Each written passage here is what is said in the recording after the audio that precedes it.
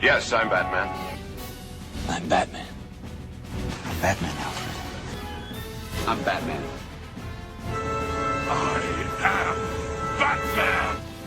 I'm Batman. I'm Batman. Greetings, Bat Family. Welcome back to Holy BatCast, brought to you by real fans for real movies. Please visit our website, holybatcast.com. It's your one-stop shop for everything about the show. And we are also all over the internet, on Facebook, on Twitter, on Instagram, and on YouTube. Just search for Holy BatCast and you will find us. And if you want to support the show, would like to help keep the show rolling, we are on Patreon. You can go to patreon.com/holybatcast and become a more official part of the Bat Family. And so along those lines, I've got to thank our latest patron, Mr. James Halford. James, thank you so much for becoming a patron. We cannot thank you enough. That's really awesome. And a huge thank you to all our patrons. You guys rock. We are part of the Real Fans Podcast Network. So if you want to check out some other shows in your spare time, you can go to rf4rm.com and check out those shows there. As always, I'm your host, Andy DiGenova. And if you'd like to follow me on social media, you can do that on Twitter and on Instagram. It's just my name, Andy DiGenova. Now, this episode, we're going to be discussing all the geeky goodness that we got out of San Diego Comic-Con 2018. Joining me is my Bat brother, Mr. Jamie Drewley. Hey, Jamie. Permission to come aboard? Absolutely. Permission granted. I still have the hair standing up on the back of my neck from what I saw yesterday, so this is going to be a good time, I think. It was an eventful weekend. There was a lot. It was. A lot. There wasn't a great deal as far as surprises go, as far as I could see. But you know what? I was perfectly content with what we got. And I did not mean to say that in some sort of weird drag queen Eartha Kitt voice there. So don't mind me. There you go. So we have plenty to talk about Comic-Con. I just got back, and we're gonna cover all the geeky goodness and tons around DC. Tons. Warner Brothers kind of had the stage to themselves this year. I mean, other stuff was there, but Warner Brothers pretty much ran the con this year because Marvel Studios sat this year out. So did Star Wars. So anyway, it was a good weekend to be a DC fan. It is just Jamie and I. Unfortunately, Brendan cannot join us for this episode, which is a shame. It's because it's in the middle of July. He was so excited that he pulled out his old Crocodile Mile slip and slide. And he put it out, and he thought he was going to have a fun day in the sun. The only problem is July, it's winter in there, so it froze over, and they're currently trying to free him from sticking to the Crocodile Mile. So we hope that he's okay. There's an image that's not leaving my head anytime soon. Yeah, it's kind of like the Christmas Story with the tongue on the pole. It's essentially that, but it's all of Brendan's body on a frozen Crocodile Mile in the middle of a yard. Exactly what I was saying. So yeah, they're pouring warm water on him right now, trying to free him. Or Foster's. That too. So we hope he's okay. Anyway, it is Comic-Con weekend, and that is always followed up by our recap of all things Comic-Con. I was there with some dear friends as always, and am currently exhausted because that's what happens after Comic-Con weekend. But I'm trying to think of where to start because there's a lot. There was a lot about the DC Universe streaming service, and as we anticipated, we got our first looks at Titans and Young Justice, but there was a whole DC Universe section experience out there in the Gaslamp district in San Diego, and so we spent a good couple of hours there. I guess that's as good a place to start as any, and it was pretty amazing. I posted a lot of photos on Twitter, some on Instagram. I kind of mostly stuck to Twitter for the weekend just because it made it quicker. And I didn't know what we were getting in line for DC Universe. And I thought it was like, oh, we'll go up, we'll see a couple things while we're in line. And then the only thing I had heard was, oh, visit Dick Grayson's loft. And so I figured, oh, then we'll go to the loft and we'll see the trailer and we'll leave. But we get up there, and it's like a mini theme park. They have little mini experiences for every show coming to DC Universe, not to mention an experience for the comics, which was themed to the Court of Owls. They had props and vehicles out from DC, so the duck from Batman Returns was out to take photos with. So dreams do come true, Jamie. Yeah, I noticed you had quite the big smile on your face with that one. Yeah, the duck was there. I can die happy. Had you seen the duck before? Yes, but I've never Okay. been able to get that close to it. It used to be on the Warner Brothers lot, but it was hanging from the ceiling, and so you couldn't get a picture with it. So this is the first time. Seems like an ideal place to store a floating duck truck car thing. Right, So it was worth it because I got my picture with the duck. The Bat Missile was also out from Batman Returns. So I didn't realize there was a full-sized Bat Missile. I never was sure if that was just a model in the movie, but there's a full-size Bat Missile, and we got our photo with it. Bat Missile, that's the like boat thing he was cruising the sewers with? No, the Bat Missile was the Batmobile after everything falls away when he gets through the alleyway. Okay, got it. So that was out there. I don't know if I shared that photo. I feel like I did.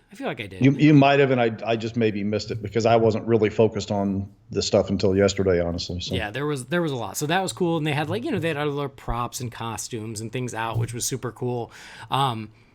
So there was that. There were all the Titans costumes, and I'm sure you saw photos of those making the rounds. So those were out there at the DC Universe booth. So I got to ooh and ah at the Robin costume and take a lot of pictures, which was amazing. If it went missing and someone fitting my description was sighted running around San Diego in it, that is purely coincidental. See, I already made the joke about the bail money for kidnapping James Wan. So, the getting a look at the costumes were really cool. Obviously, the Robin one was the standout. Beast Boys looks good. It looks like what you expect. Ravens looks good. Starfire, it still isn't quite a superhero costume. It's still more like civilian attire, so it'll be interesting. And they did not have Hawk and Dove out, so it was Robin, Beast Boy, Raven, Starfire. I think that was it. Those were the ones that were out. So those were out. They had a little Doom Patrol secret laboratory where you went in and you got freeze-dried kettle corn. Interesting. And it was it was all set up like the lab of Dr. Calder, and there were no really sneak peeks of Doom Patrol because it hasn't started production yet. But it was just this cool secret lab with beakers and tubes and bubbling liquids and things, and then there were people there and they were using like dry ice and liquid nitrogen to freeze dry caramel corn and kettle corn and like chocolate corn and give it to you, and you get it in like this little radioactive cup and it steams in the hot air and everything. So that's just a fun little snacky thing. I'm surprised they didn't have something to show you with that because I would assume the Doom Patrol portion of Titans has been at least produced, if not post-produced at this point. That was what I thought too, because it was on the episode list. And it's not like a late episode, isn't it? Like the 4th or 5th episode? I can't remember, but I thought the same. But we also haven't heard anything about casting, so I don't know. It's weird. There was no sneak peeks, but it was just a nice little beat there. I'm sorry to cut you off. I just want to make sure I remember to mention this because I never saw in any of the stuff that I read anywhere. Have they said whether or not they're going to be Netflix style where they release everything like all at once for binge style watching, or is it going to be more like the Hulu model where they do like 1 or 2 episodes every week or 2 weeks? They have not said, I don't think. If they have, I missed it. My guess is it is binge. It's Netflix style. That's what I gather, but I could be wrong. Yeah, I mean, there hasn't been any information I've seen, so they apparently just haven't said, but that's what I'm hoping for as well. Yeah. So they had some iPads out, so you could play around with the DC Universe streaming app, which was super cool. So I got to play with that a little bit. It's very well designed. It's very intuitive. It's really easy to use, so that's great. I'm really hoping it'll be on Apple TV because that's where we do all our TV watching, but I do not know that either because I don't want to just have to stream the thing from my iPad all the time. So there was that. There were like these, there were some large murals. And like one was of Batman 89, so of course I got a photo in front of that. There was one that was Wonder Woman 77. So they had that. They had a big Court of Owls cut out of the Batman from Court of Owls, and there was a Court of Owls experience. And there was a little speculation online of like, oh, what does this mean? Does that mean it's going to be a TV show? Blah, blah, blah. And I know the Court of Owls experience was promoting that there will be comic books on the app. So like every little experience in here was promoting something that you would be able to access on the app. And this was the comic book experience. And so basically what it was like a little haunted maze where you went in and you were in the realm of the Court of Owls, and you ran into Talon and a couple members of the court. And it was just a couple hallways, but it was pretty cool. You know, a lot of the iconography from that comic book run was in there. Like there was like an owl fountain and the owl statues and stuff. And, the hallway that's like white and black stripes, kind of abstract. And then everyone was kind of at the end in the finale room with Talon and the court, and then you left. It was just a few rooms, but it was cool. It was unexpected. I didn't know that was going to be there. Yeah, I never heard really much about that. I know it was mentioned that it was there, but that was not my focus, so I didn't honestly pay that much attention to it. So that's kind of cool to hear about now. Yeah, so that was neat. And then they had experience for Young Justice Outsiders. So they had the Watchtower set up. So I was able to visit the Watchtower, which was super exciting.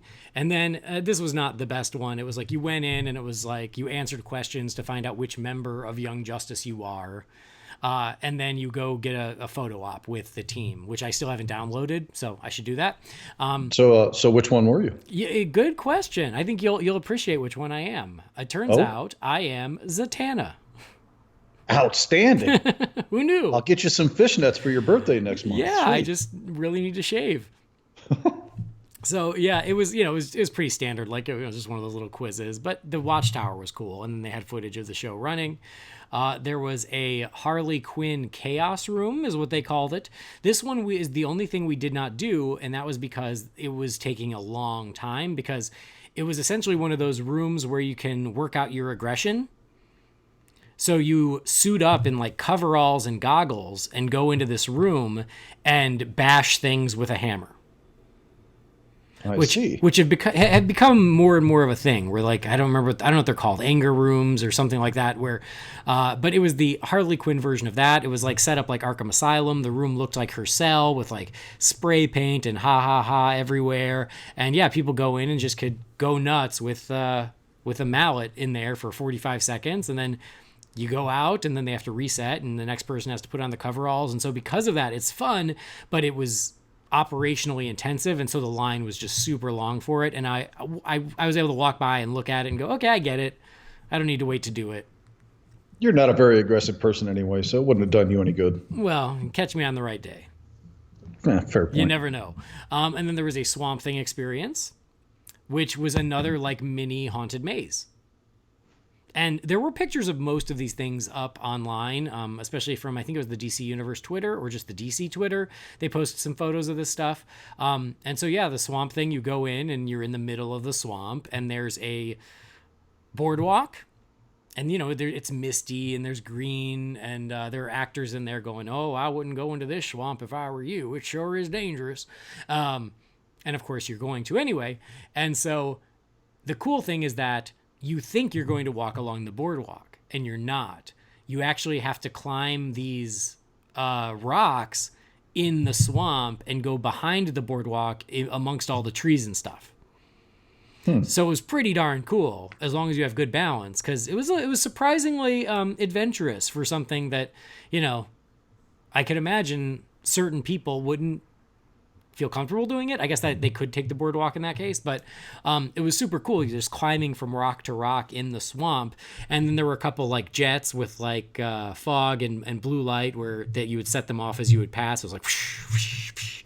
And they took photos of you as those startled you. So that also, I think, is in my email of pictures of me being scared by jets of green light and steam. And then you go through like hanging vines and hanging branches and walk into the finale room. In the finale room, there was just red eyes against the wall that are implied that it's Swamp Thing. And then Swamp Thing was in the room, but it's not like they revealed how he looked. It was a pretty It was mostly just like a Moss person. It's not like I'm like, oh great, that's how he's going to look in the show. It's like, no, what can we do and say, oh sure, it's Swamp Thing, without it actually, while we have time to figure out what Swamp Thing's going to look like. So it was sort of this generic Moss creature in this room with the glowing red Swamp Thing eyes, and then you walked out, and that was the end of that.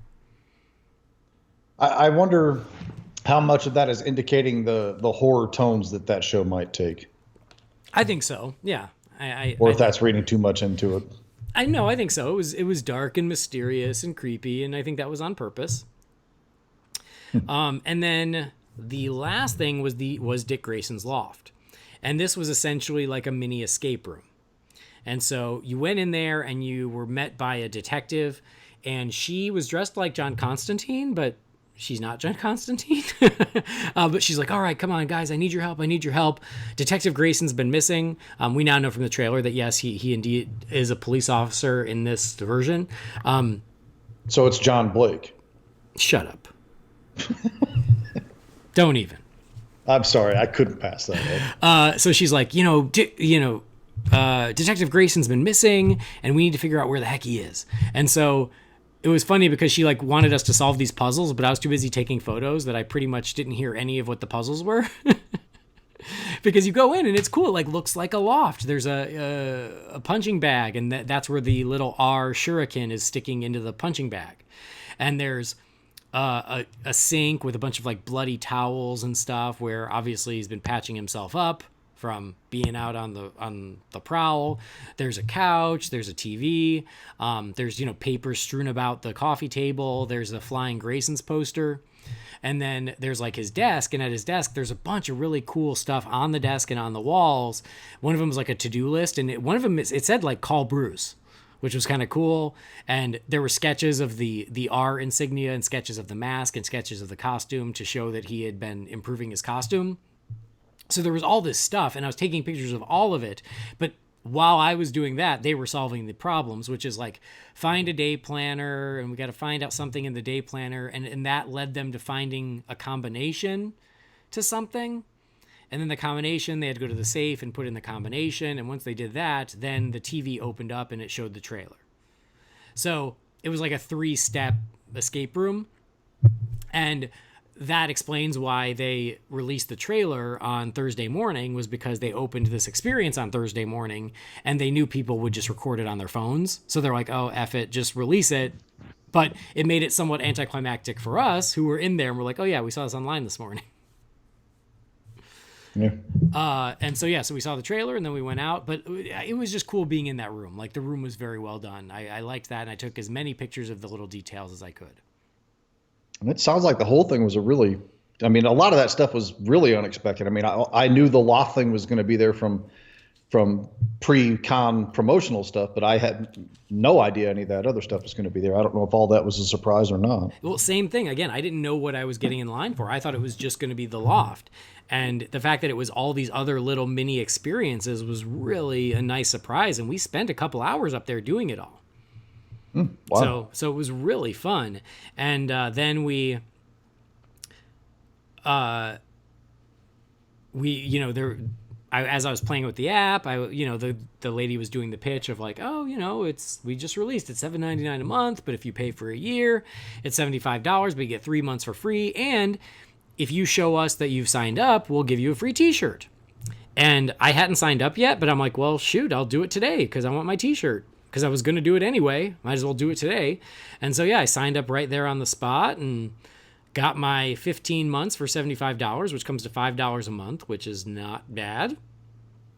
And I was going to say the math I did was $625 a month, but I didn't take the 3 extra months into account. So. Yeah, it was $625 without the 3 extra months. But with the 3 extra months, it's $5.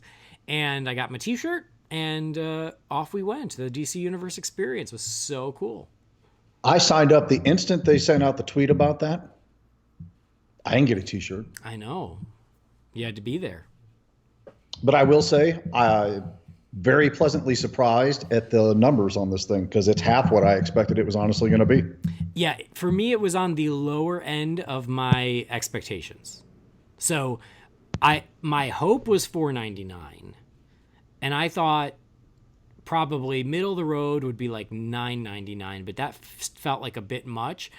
but I was afraid it might get up to like $12 or $13.99. And so the fact that it's $7.99, unless you buy the whole year, then it's $6. It's great. And then with the 3 extra months, it's even better. So I'm very happy with the price point. Well, a lot of us expected it to be tiered, like whether or not you wanted the comics in there and whatnot.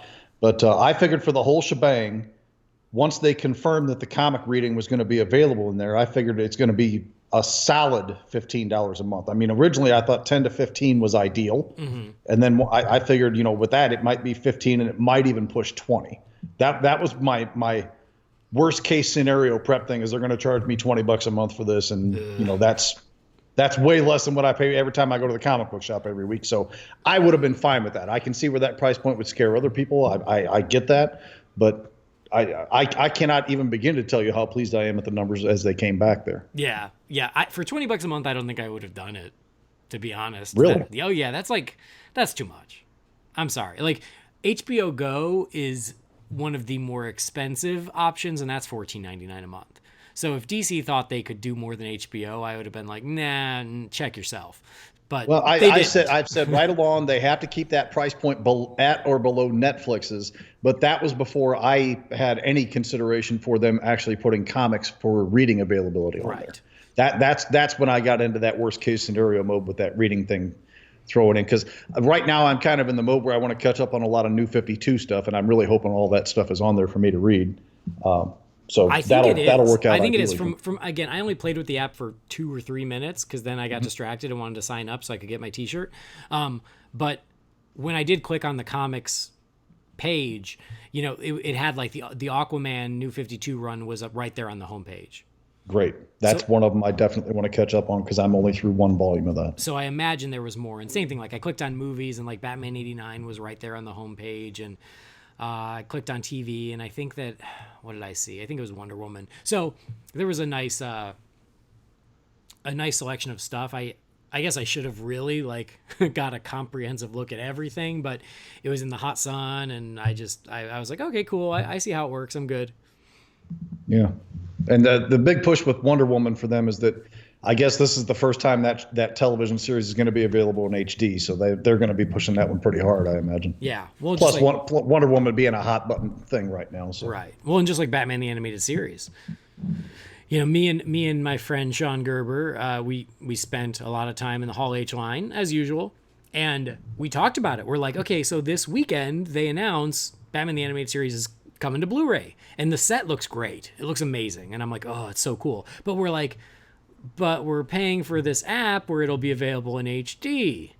So, and I already own it in 2 other formats. So I'm like, I don't know if I need the Blu-rays on my shelf if I've got it elsewhere. So it's a bit of I know I'm a bad fan and you guys are probably all turning off your podcasts, but just realistically speaking, like if I've got it in HD on this app that I'm paying for, I don't know if I need the Blu-rays.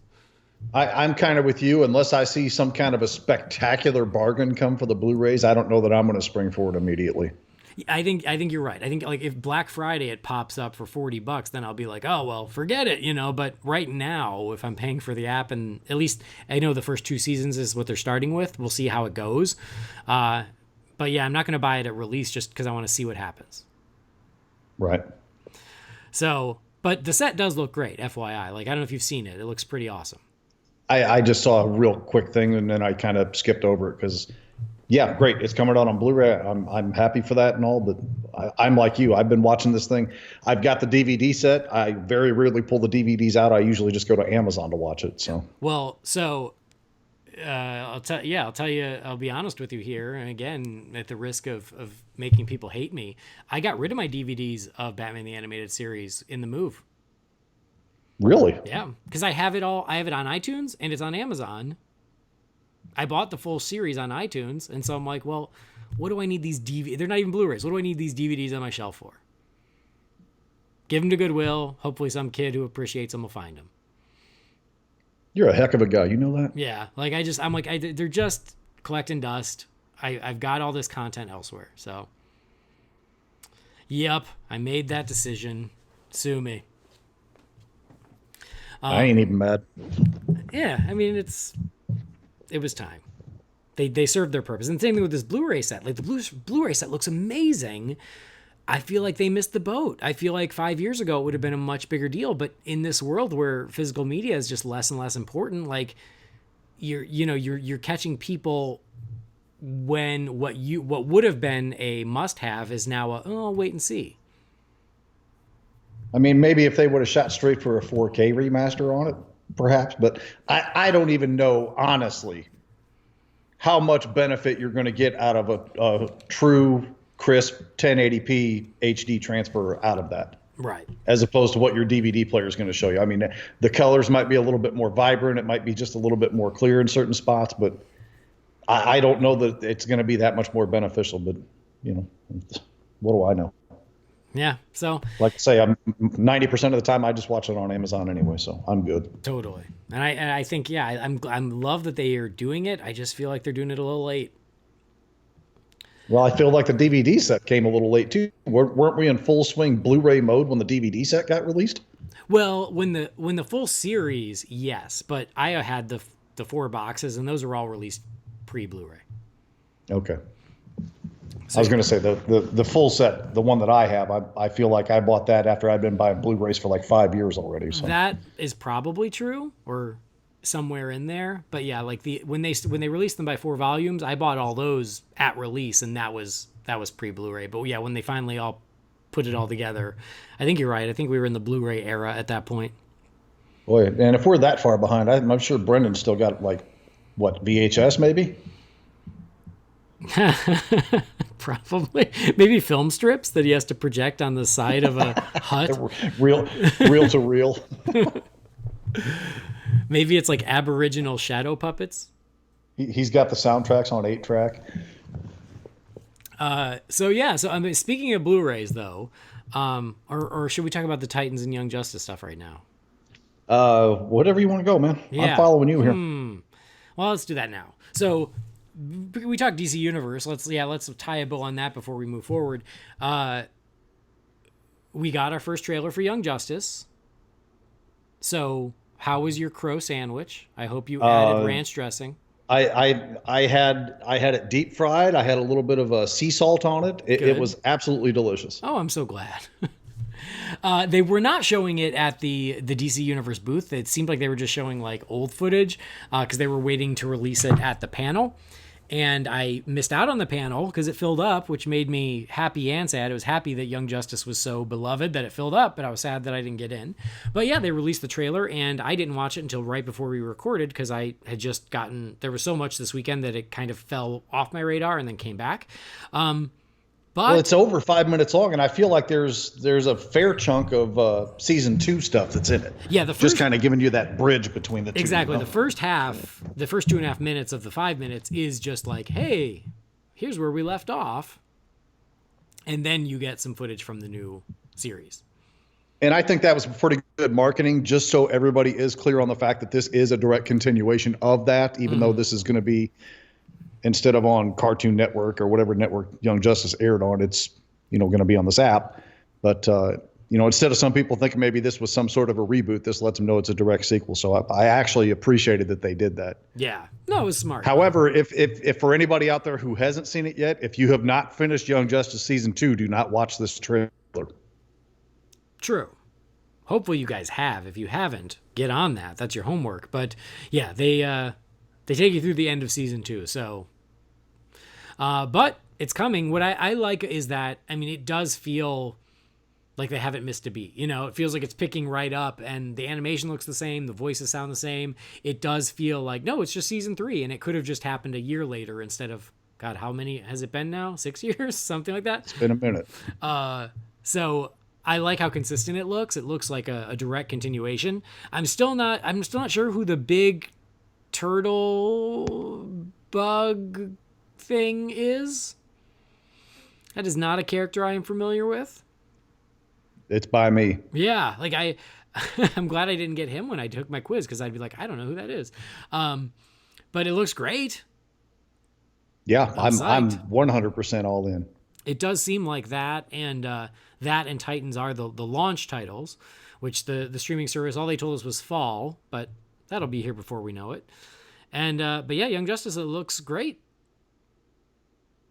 Yeah, when I saw the promo images of all these new characters, I was like, oh, but what about all my old characters? But it seems like they're all still there too, so I'm pretty happy. well, other than maybe Kid Flash, but Right. spoilers. Sorry. So, no, that looks awesome. And then the Titans trailer caused quite the uproar. Oh, that was that was the moment where I thought to myself, I should just log out of every social media thing until Comic-Con is over, because I'm not sure Saturday's always my big day. Saturday, Geek Christmas, guys, Geek Christmas. And I'm at work when it's happening every year. So I'm like hiding around behind the garage and everything else, trying to watch all this stuff on my phone, get tweets and screen caps and everything shared. So it's a weird experience for me every year, but I still love it. But I just thought to myself, I'm so excited to see this Aquaman trailer and whatever else they're going to show me. I don't want to deal with all the flagrant infighting nastiness that's going to go on with it. So I just, Thursday had me really tense with that. It honestly did. And just to cut right to the chase, I'm not crazy about this trailer. I'm really not. But here's the thing, guys. It's a trailer. You can't judge the entire series on 2 minutes and 5 seconds or whatever it is that they showed us with this footage here. Mm-hmm. I think the character designs look pretty good. I even Starfire. I know everybody's critical of Starfire. I don't think she looks bad. I really don't. But we've seen, I'm holding my fingers about a quarter inch apart, that much of her so far. Right. I think Robin looks good. Hawk and Dove are not characters I know who they are. I'm aware of them, but I think, from what I see of them, they look pretty good. Beast Boy looks like Beast Boy to me. I mean, if somebody showed me that picture and I didn't know this was coming, I would be like, oh, that's Beast Boy. I mean, I don't know exactly what it is people want, but of course the infamous thing about this trailer is the F Batman thing. Yep.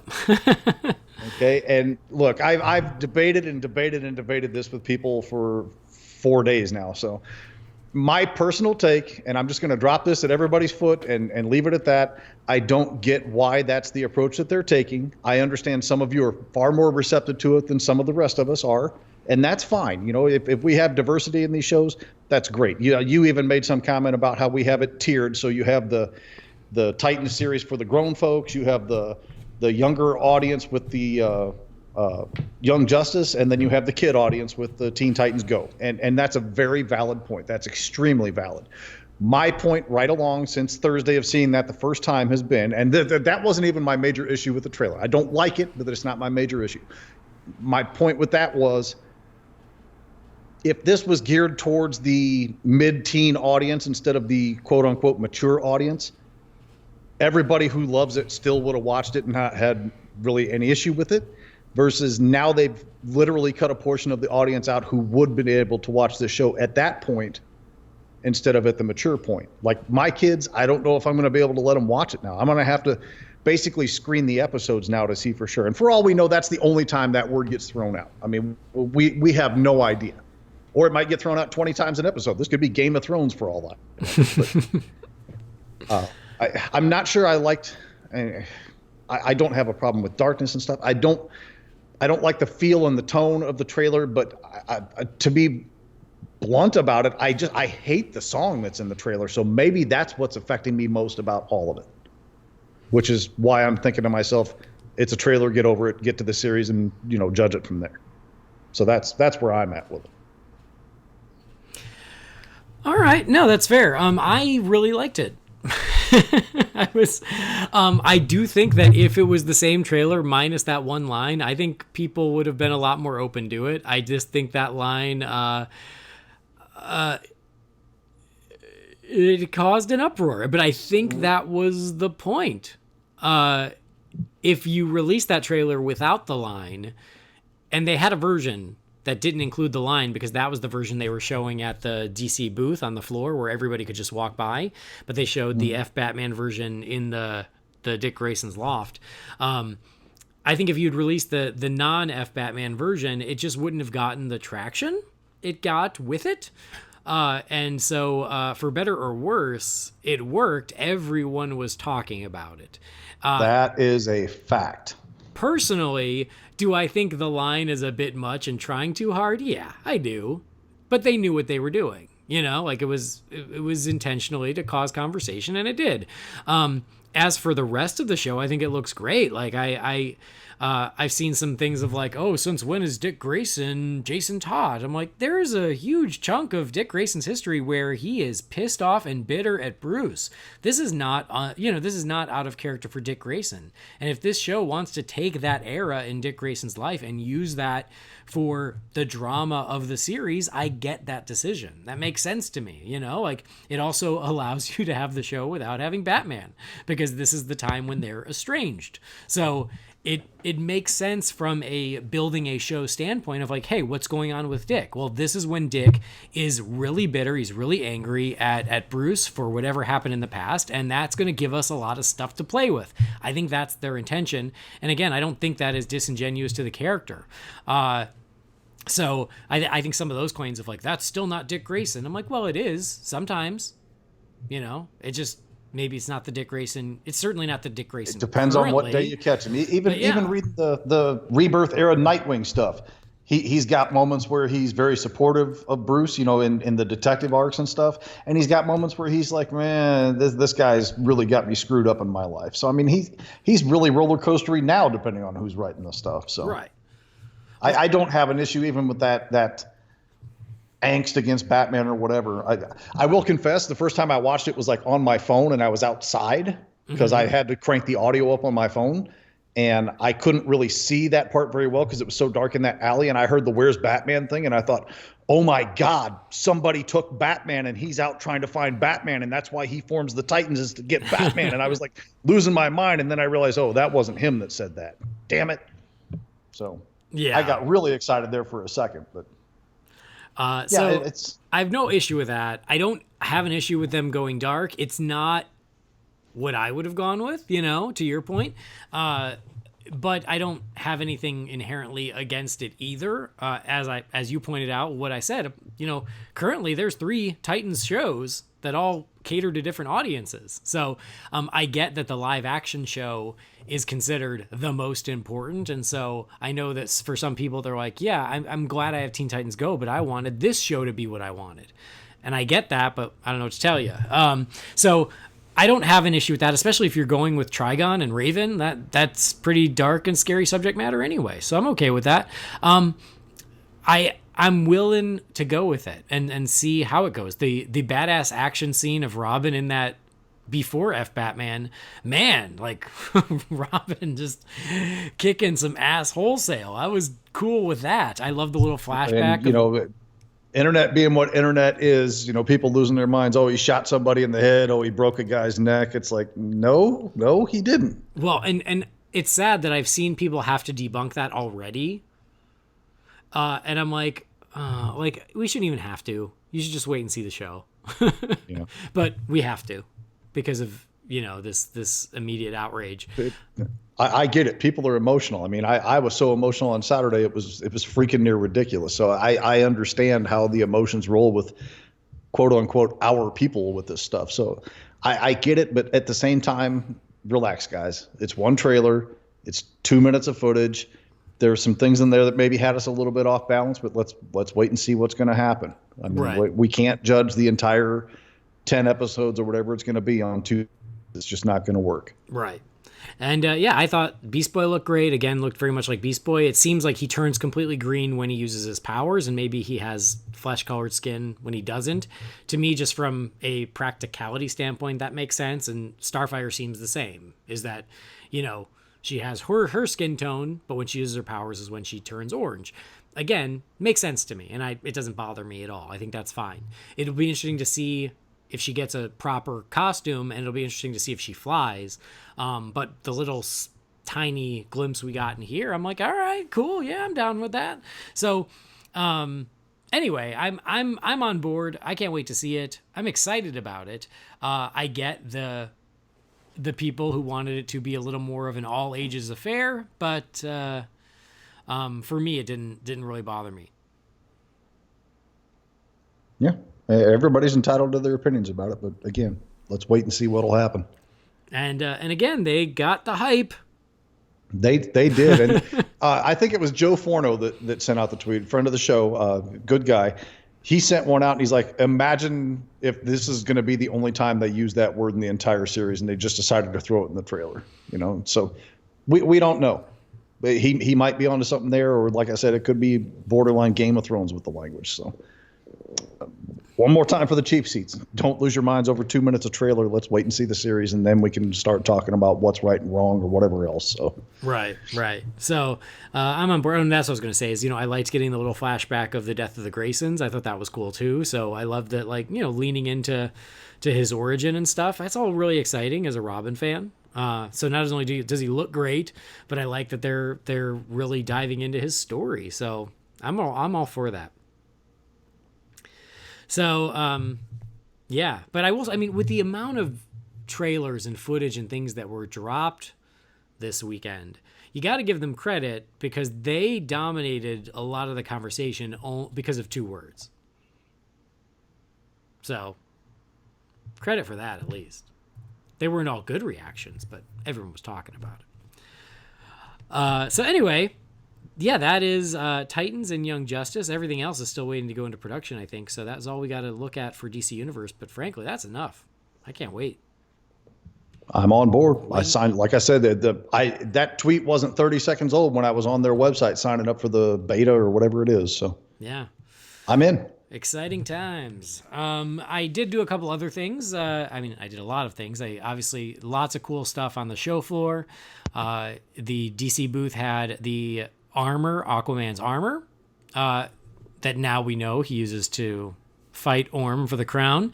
It had Mara's costume as well, which still looks amazing. And then it had Shazam's costume and Billy Batson's costume. So all that was at the DC booth. There were plenty of collectibles and things like that at the DC booth as well. I saw your pal Tom King. I high-fived him and said that was for Jamie Drewley. Okay. As long as it was for Mr. Miracle, we're good. Okay, I didn't actually do that, but he was there. They were, cool stuff. He had a bodyguard there. He did. I saw that to protect him from you. That's insanity. That's just insanity. I can't believe this guy's got to have a bodyguard. You people out there are something else. But yeah, so much cool stuff on the floor. I posted a lot of that to our Twitter and to our Instagram. The Sideshow Collectibles booth, as always, was just crazy amazing. Like the statues and the hot toys and everything that they have there are just so awesome. A lot of Aquaman stuff out there on the floor as well, as you can imagine. It is crazy that this year was the year of Aquaman. How nice and exciting is that? Yeah. I was thinking about that all day on Saturday. I cannot believe that the entire geek world is on its ear waiting for the first Aquaman trailer to drop. Exactly. I mean, if somebody would have even said that idea to me 5 years ago, I'd have been like, really, get serious, man. Ain't nobody going to care about that to that kind of level or something. If it gets released the same year as, 2 or 3 other movies, like a Batman movie or something like that, then yeah, I kind of get it. But for Aquaman to be the centerpiece of it all, that's madness. And I love that kind of madness. I know. It was his year, just like, was it 2 years ago? No, last year? Was last year the year of Wonder Woman? Yeah. Maybe it was 2 years ago when there was Wonder Woman everywhere. I can't. They all run together. Anyway, but yes, Aquaman was everywhere. So there was a life-size Lego Aquaman, which was awesome. There was Aquaman statues at all the different collectibles booths. So yes, Hot Toys and Sideshow had theirs. Diamond Select had theirs. There was another one that I never even saw in person that was out there that other people posted, but it was really cool, of Aquaman fighting Black Manta. Again, Lego had a life-size Lego Aquaman. And then Mattel had a whole Aquaman section as well, which was amazing. So they had this huge diorama of toys, all the Aquaman movie toys set up in Atlantis with the armies of sharks and sea creatures and everything. And it was amazing. And the whole thing looked like it was underwater. And that was where they're going to make a killing on bathtub toys come December. Ah, very nice. But that's where I was able to get a picture with his trident, which I never even got around to posting. And then I don't think it was his actual one. I think it was a recreation, but I can pretend. But hanging from the ceiling was a life-sized Black Manta from the movie. And he just looks perfect. And so when I saw that, I was like, oh my God, it's so cool. So that picture was making the rounds of that thing, but it was just this really awesome life-sized figure of Black Manta. Is that the one that looks like he's like jumping down from something? Yes. Yeah. Okay. Yeah, I saw that one. So yeah, it was just so cool. So yeah, I didn't realize that was a life size. I thought that was like a toy statue or something. No, he was life-sized. Cool. Wow. Yeah, it was amazing. I met Marv Wolfman on the floor. Oh, tell me he was the coolest guy ever. He was super nice. Super nice. He was taking pictures of the Teen Titans Go stuff because he was just proud, like a proud daddy. But no, he was perfectly gracious, perfectly nice. I got my photo with him. So that was pretty amazing because he was just wandering around taking pictures. Very cool. I got a picture with a hell of a Rick Grimes lookalike. I caught that one too. I was like, wow, that guy really put it up. Yeah. I literally thought it was him.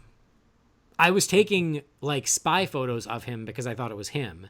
And then I went up and said hi to him. And I actually said, excuse me, Mr. Lincoln, can I get a photo with you? And he went, oh no, I'm Cecil Grimes. And I was like, what? I thought you were, I go, he goes, I'm a cosplayer. I'm like, no, you're not. And he goes, yeah. I'm like, holy shit. It was crazy. Like, and even after I met him, me and my friends were all like, are we sure he was a cosplayer? Because he just was the insanely close lookalike. But I did some what research. better disguise to have, though? You know what I'm saying? Just go as yourself. They'll never know. I did some research, and yes, he's a cosplayer. It was not him, but man, it was close. That guy, he did look like him, though. For that picture I saw, it was a pretty amazing. Yeah, it's crazy. So yeah, just cool stuff on the floor. I went to a panel that was the musical anatomy of the superhero. So it's a bit of a yearly thing where they have composers for different superhero movies and shows show up. So that was pretty neat. So they had, I don't have it in front of me, so you'll forgive me. They had the guy who did Black Lightning. They had the guy who did Ant-Man. They had Blake Neely, who does like every other CW DC show that's not Black Lightning. Anyway, there was a series of composers, and I did get to ask a question of Blake Neely. I just asked him how many superhero shows he's got in him because he's overseeing almost everything except Black Lightning. And he goes, well, I didn't do Titans because I thought that I already have too many. He goes, but now that I've heard about Batwoman, I might have one more in me. So that Batwoman announcement just puts a big old smile on my face. Yeah, so we'll see. But that was super cool. You never saw anything for like any kind of official promotion stuff for the Batwoman, I'm assuming, because I never saw any photos or anything for that. No, it's still early. Okay. And I went to a panel for, this is what I was saying earlier, speaking of Blu-rays, I went to a panel for the Supergirl, the movie Blu-ray. And that's the one that Helen Slater and Mark McClure and some other people were correct. At, yes? Yes. Okay. So, yeah, that's being released by DC Archives this week. And, yeah, Helen Slater was there and Mark McClure. And I think it was the two guys from Warner Archives who headed up the project of remastering the film. And so, I was saying earlier, I don't know if I need the Batman the Animated Series Blu-ray, but this one I might need. But it's also one that I can't get anywhere else. Like, it's not available. Maybe I'll wait and see if it shows up on the app before I buy it, though. I bet it does. Yeah. But Helen Slater was perfectly lovely. And they said that, the Blu-ray will be it'll be the theatrical cut remastered. And then there will be a DVD that has the extended international cut. And the reason for that is because they didn't have the sources to remaster the international cut. So they just had to put it on a DVD. But they were talking about it, and it was really interesting. And I tweeted this out. Mark McClure, he was talking about the Superman movies, and he said, yeah, we were all signed on for 7 movies.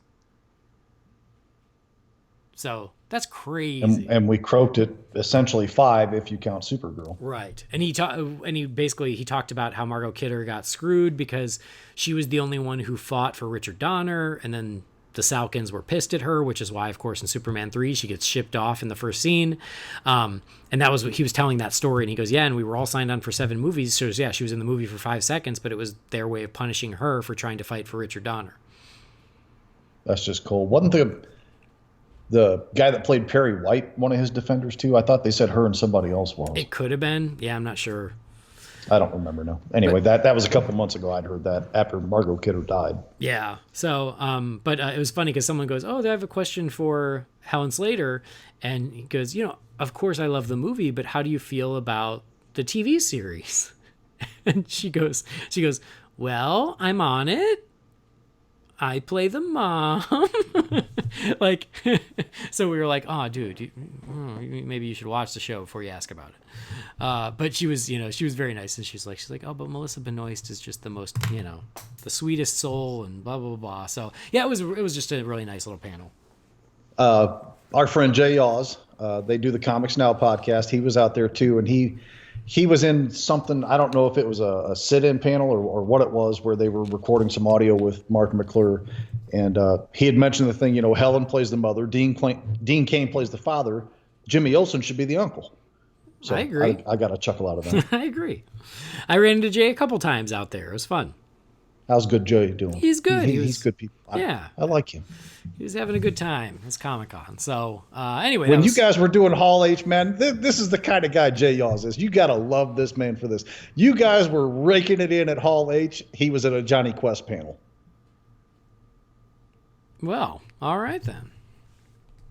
That's called I'm absorbing all this other stuff around that you guys are ignoring because you're in lines for things. That's probably true.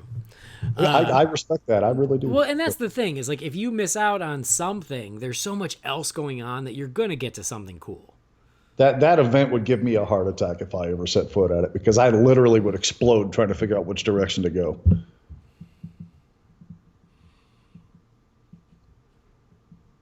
But yeah, I'm looking forward to the Supergirl Blu-ray simply because I have the out-of-print DVD that I'm terrified of anybody to touch on my shelf. So it'd be nice to have that, so I won't care anymore. Yeah, I mean, I have it on iTunes, but I don't think it's the best copy, and I don't even know which cut it is because I think there's at least 3 cuts. So I do kind of want the cleaned-up official version. Right. So that was good too. I'm trying to think of what else there is before we get to Hall H. We talked. We got the announcement for some new DC animated movies. Ah, yes. This is one that kind of lit everybody up a little bit. So the big news was that we will. I mean, well, first of all, we'll get the Reign of Superman, which is the second part to the Death of Superman, which we're getting very soon now. August 11th, I think, 10th or 11th. Oh, okay. So Reign of Superman will be coming. That's not a huge surprise. Batman Hush was the big news that everyone was super excited about it. Yeah, that's the one everybody really lost their stuff over was Hush. So that's awesome. I'm all for it. I'm excited about it. It'll be interesting to see how much they can fit in their 75 minutes. They really need to get off that 75-minute thing. Give them at least 90. Well, what did we just watch that was longer? Was it Gotham by Gaslight? No, it was whatever came right after that. Was it Batman Ninja? Oh, it was Suicide Squad. Suicide Squad Hell to Pay. Yeah, it was Suicide Squad. Yeah, that one was really long. So Hush, I'm excited for. I'll be very excited to see what what style the animation is in, because I mean, you can't 100% recreate Jim Lee, but I think I've seen the resolve of animators trying to copy Jim Lee's art style and make it move, and it doesn't work out that well. And as much as I love the 90s X-Men animated series, that was one of the crucial flaws that it had. Yeah. So it'll be interesting to see what that looks like, but I'm excited about it and to see how much they're able to fit into it. It's getting them ahead of myself with it, but I'd like to see them do it much like what they did with Dark Knight Returns, where you can see the influence of that original artwork there, but still kind of make it its own thing. I mean, I don't see where they're going to have much other choice unless they just try to animate it straight like they've done the other ones to this point. So, So it's exciting. Usually we get 3 animated movies a year. This year we're getting 4. So it's Hush, it's Reign of Superman, it's Justice League versus the Fatal Five, which I didn't read much on, so I don't even know what the Fatal Five is. It says, composed of supercriminals Tharok, Emerald Empress, Validus, Mano, and the Persuader, The group was See my previous statement? Yeah, I no don't idea know. who any I've of those never are. heard of any of them. The group was first introduced in 1967. They're commonly associated with the Legion of Superheroes. They previously appeared in Justice League Unlimited and on the Legion of Superheroes animated series. And this is a original story. All right, then. And then Wonder Woman gets a new animated film. About time. Woo! 10 years. So it just says Wonder Woman Bloodlines with no additional info, but great. I love getting my Batman and my Superman animated movies and Justice League, but I love when we can get some of these other characters. And Wonder Woman, we've been waiting a long time for another one. I bet you we get an Aquaman in 2020, too. Oh, I would not be surprised. So, yeah, that's a lot more coming our way. And that, I guess, can bring us to Hall H. So on Friday in Hall H, I did make it a point to go see the Glass/Halloween panel. And I know that's not DC related, but this is probably the only place we're going to get to talk about this. And Glass, you've seen the trailer. It's magnificent. Looks really good. I loved good. it. I absolutely loved it. Bruce Willis was a little out of it. I don't know if you heard that.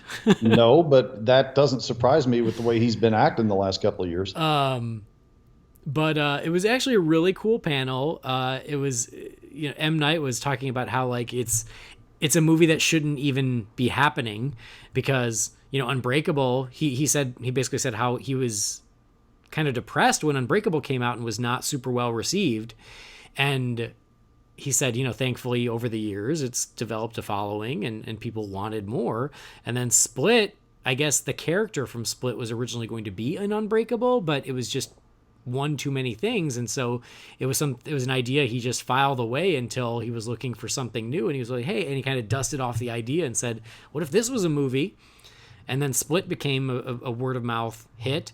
And he said how, Disney still technically owns the characters from Unbreakable. And so he had to call them to be like, hey, can I do this? And he was very pleasantly surprised that they were like, yeah, sure, do it.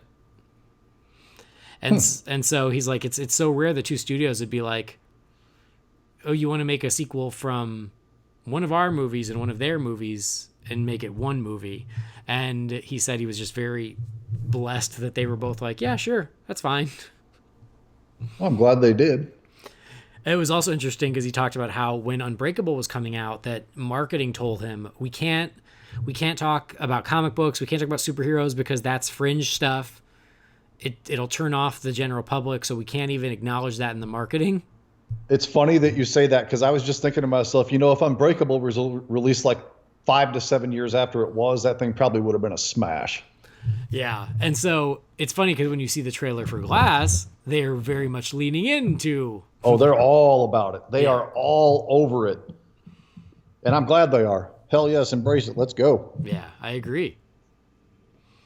But yeah, I've always loved Unbreakable. Split, I was pretty lukewarm on. I have some issues with it, but McAvoy was tremendous in that film. So getting these three on the screen together into this film, I mean, I loved every single thing I saw. And, Sarah Paulson, I'm not the world's biggest Sarah Paulson fan, but I'm kind of digging seeing her in there too. So I love her. I think she's so good. And she is just whip smart. Whenever I've seen her on panels or anything, like she's so sharp that she kind of scares me. She's amazing. You can just tell when you hear certain people talk, and she's just on it. I love her. So I think that one looks really great. But let's be real, I was there for Halloween. Oh yeah. I mean, Glass for me was just like, okay, yeah, I'm interested, but Halloween. Let's talk about Halloween. I'm glad we're going to talk about Halloween, but please, I'm just going to put this out there now. I don't want to hear a word about that sequence. Okay. Well, I know there was a sequence. So I don't want to hear about it. Fade in, Halloween night, the streets of Haddonfield. From the distance comes Paul Rudd as Tommy. He's seen better days. He's got a big beard. He looks like a hobo, but he's been living on the streets of Haddonfield waiting for his revenge on Michael Myers. From the other side of the street, he naps some kid Daniel in the Harris. subway. Naps some kid in the subway and tells him to say his name so he can transfer his powers to him. Yes. Okay, well then I won't tell you about the sequence. But anyway, so Halloween. I appreciate that because I'm seriously like, what you shared in the Facebook group was plenty enough for me. Well, and that's the thing about some of this exclusive footage. Obviously, the trailers are out there. Everybody's watched the trailers. But for the exclusive footage, I don't want to spoil it. But at the same time, everyone's talking about it. So I don't know how much people want to know. So even with the extended Aquaman trailer that we got, I didn't share a lot of detail, but everyone else is. So I don't know if it matters. The biggest detail I got out of that is pretty much the same thing that you shared. I mean, so we'll get to that. First, Halloween. So Halloween, it was Jamie Lee Curtis, Jason Blum, Malik Akkad, and Gordon Green. What's his first name? The director. I do not know. David? James? I want to say it's David, but I don't know, honestly. he's the co-writer and director, Gordon Green. Well, this is not helpful at all. Internet. Yeah, David. It's David Gordon Green. Okay. So it was them. And they talked about the movie. One thing I got from loud and clear from Jamie Lee was they really are embracing the fact that the first Halloween was a random act of violence. And she said it like 10 times, random act of violence, and how a random act of violence can change your life. And she says the movie, it's about how you are not your trauma. Your trauma doesn't get to define your story, and that's what the movie's about. And so that's what she got excited about with this version of Laurie Strode. This is Laurie Strode who has lived through this random act of violence, did not have mental health professionals to help her through it. And so, now she has to overcome that. And so because she kept saying random act of violence, I mean, that really spoke to me why they wanted to discount the whole sibling aspect. Is that no, it's scary because it was random. It's not scary because, I have this long lost brother who wants to kill me. Right. And that retcon is so set into the lore of that series. Most of us don't remember that part actually didn't kick in until the second movie. It never gets brought up in the first film. Right. So, and they asked Jason Blum about why did you want to discount every other movie? And he goes, that wasn't me. That was David Gordon Green and Danny McBride. He's like, I just asked them if they were interested in looking at Halloween, and this is what they came up with, and I loved it. So this was them. And Jamie Lee talked about that, and she went on this big thing about, your trauma does not define you. And Yvette Nicole Brown was the moderator, and she's like, I didn't know we were going to church today. It was pretty awesome. So, yeah, there was a great conversation around Halloween. It is online. You can see it. And then, there was this wonderful moment where a man came up. He was the first question. He was wearing a Halloween shirt. I think it was a Haddonfield shirt.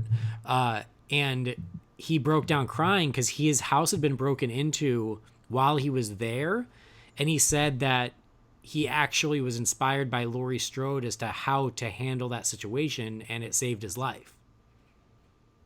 Wow. And he broke down, and Jamie Lee came off the stage and embraced him, and it was it was so amazing. And that was what that article was that you shared. Yeah.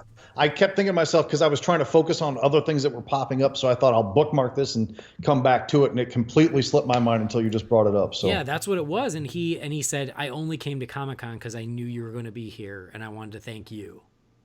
Wow, that's amazing. And she came down and she hugged him, and there wasn't a dry eye in the house. Magnificent. Yeah, Good honor. It was amazing. I mean, Jamie Lee is just, God, she's a freaking queen. I could listen to her talk all day long. She's just so no BS, and she's so entertaining to listen to, and she's amazing. So anyway, then they did show us some stuff, which was amazing. And now I'm going to tell you everything.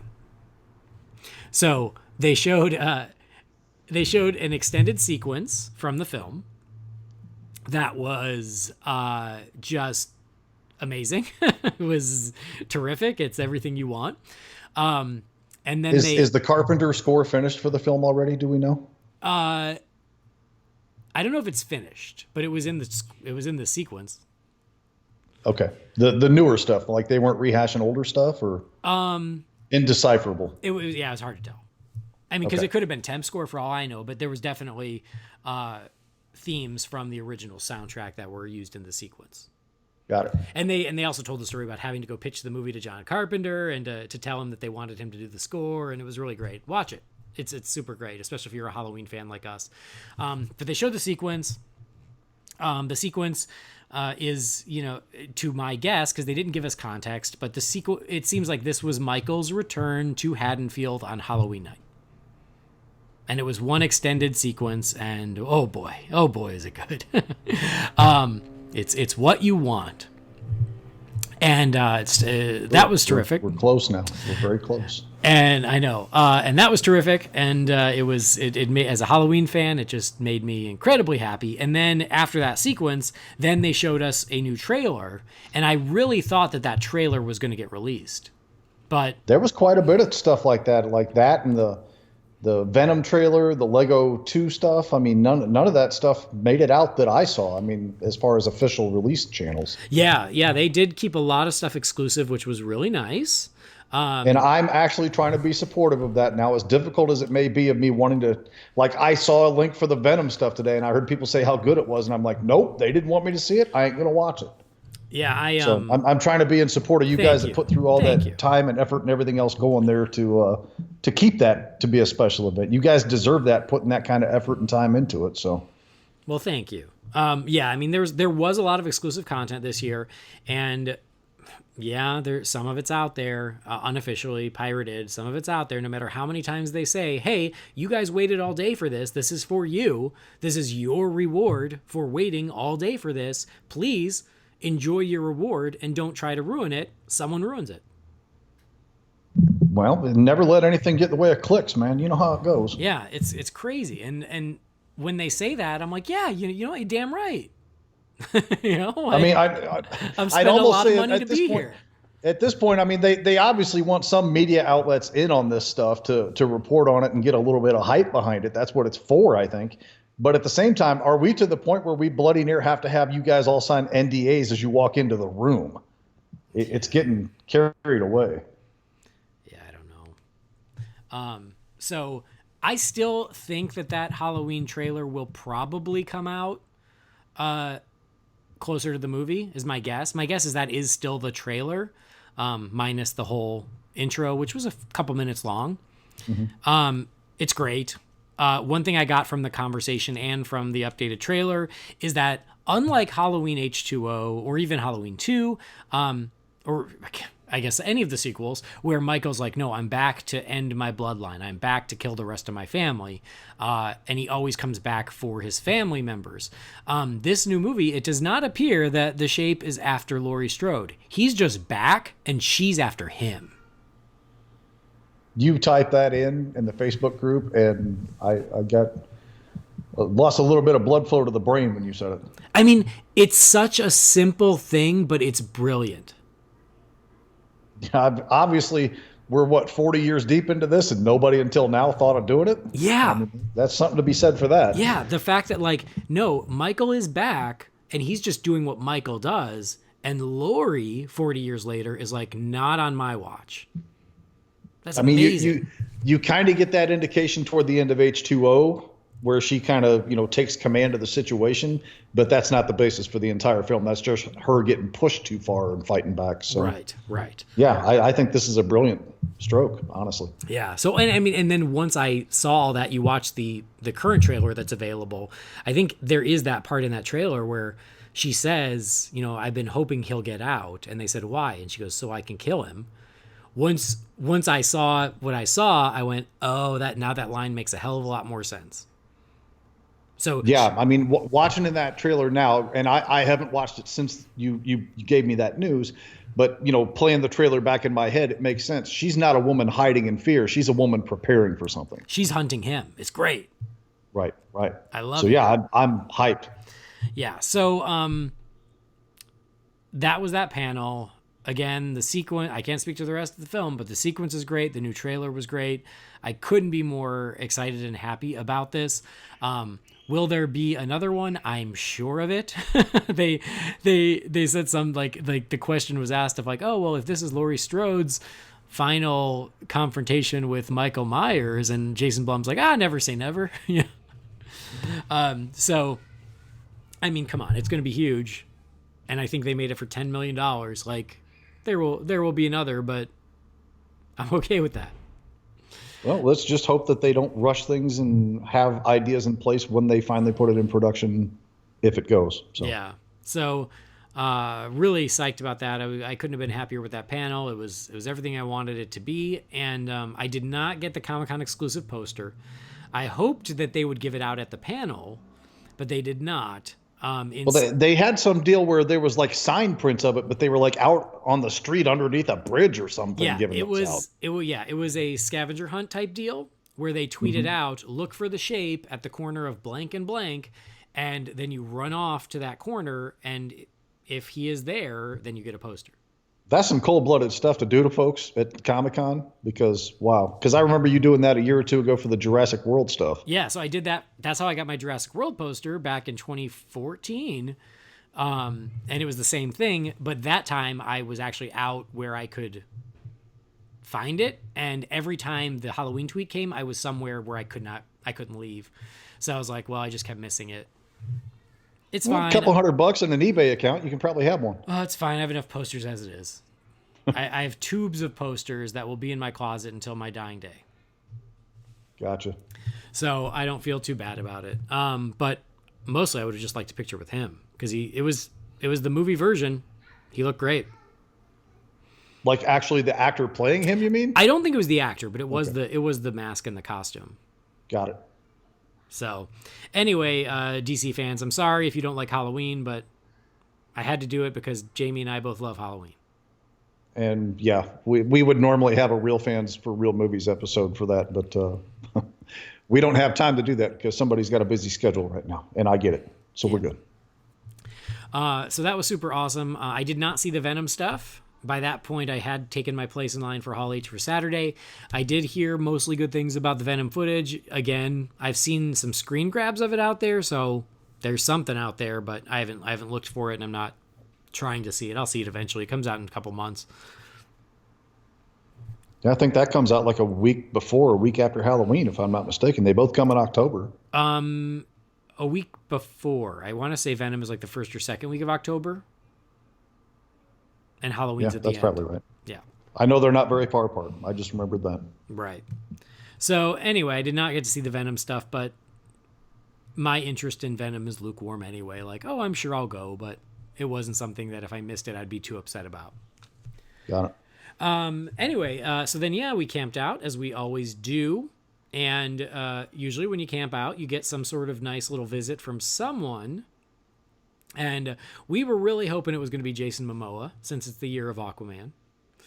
But Jason Momoa did not show up. And we learned later that Jason Momoa flew to San Diego Saturday morning. So he probably couldn't have. And boy, were his arms tired. Oh dear. He swam. But who did show up was director James Wan, the director of Aquaman. And I know that's not as sexy for most people, but for you, a massive James Wan fan, I flipped out, and it was, for me, it's just as good as Jason Momoa. The instant I saw the picture, I said, please God, let him have said something about dead silence to him. Well, because I knew only you would. Nobody else in that scenario would say something about dead silence to him, but you would. And you did not disappoint, my friend. You know, I do what I can. So I did see him. And it was funny because I was just going to buy a soda from the vending machine. And he was there. And I was like, oh, shit, James Wan. Oh, my God. And so it was that quick moment of like, I don't know what to say. I always freeze up. And then I was like, what are you talking about? He's directed some of my favorite horror movies of all time. I have plenty to say. But of course, I went with Dead Silence.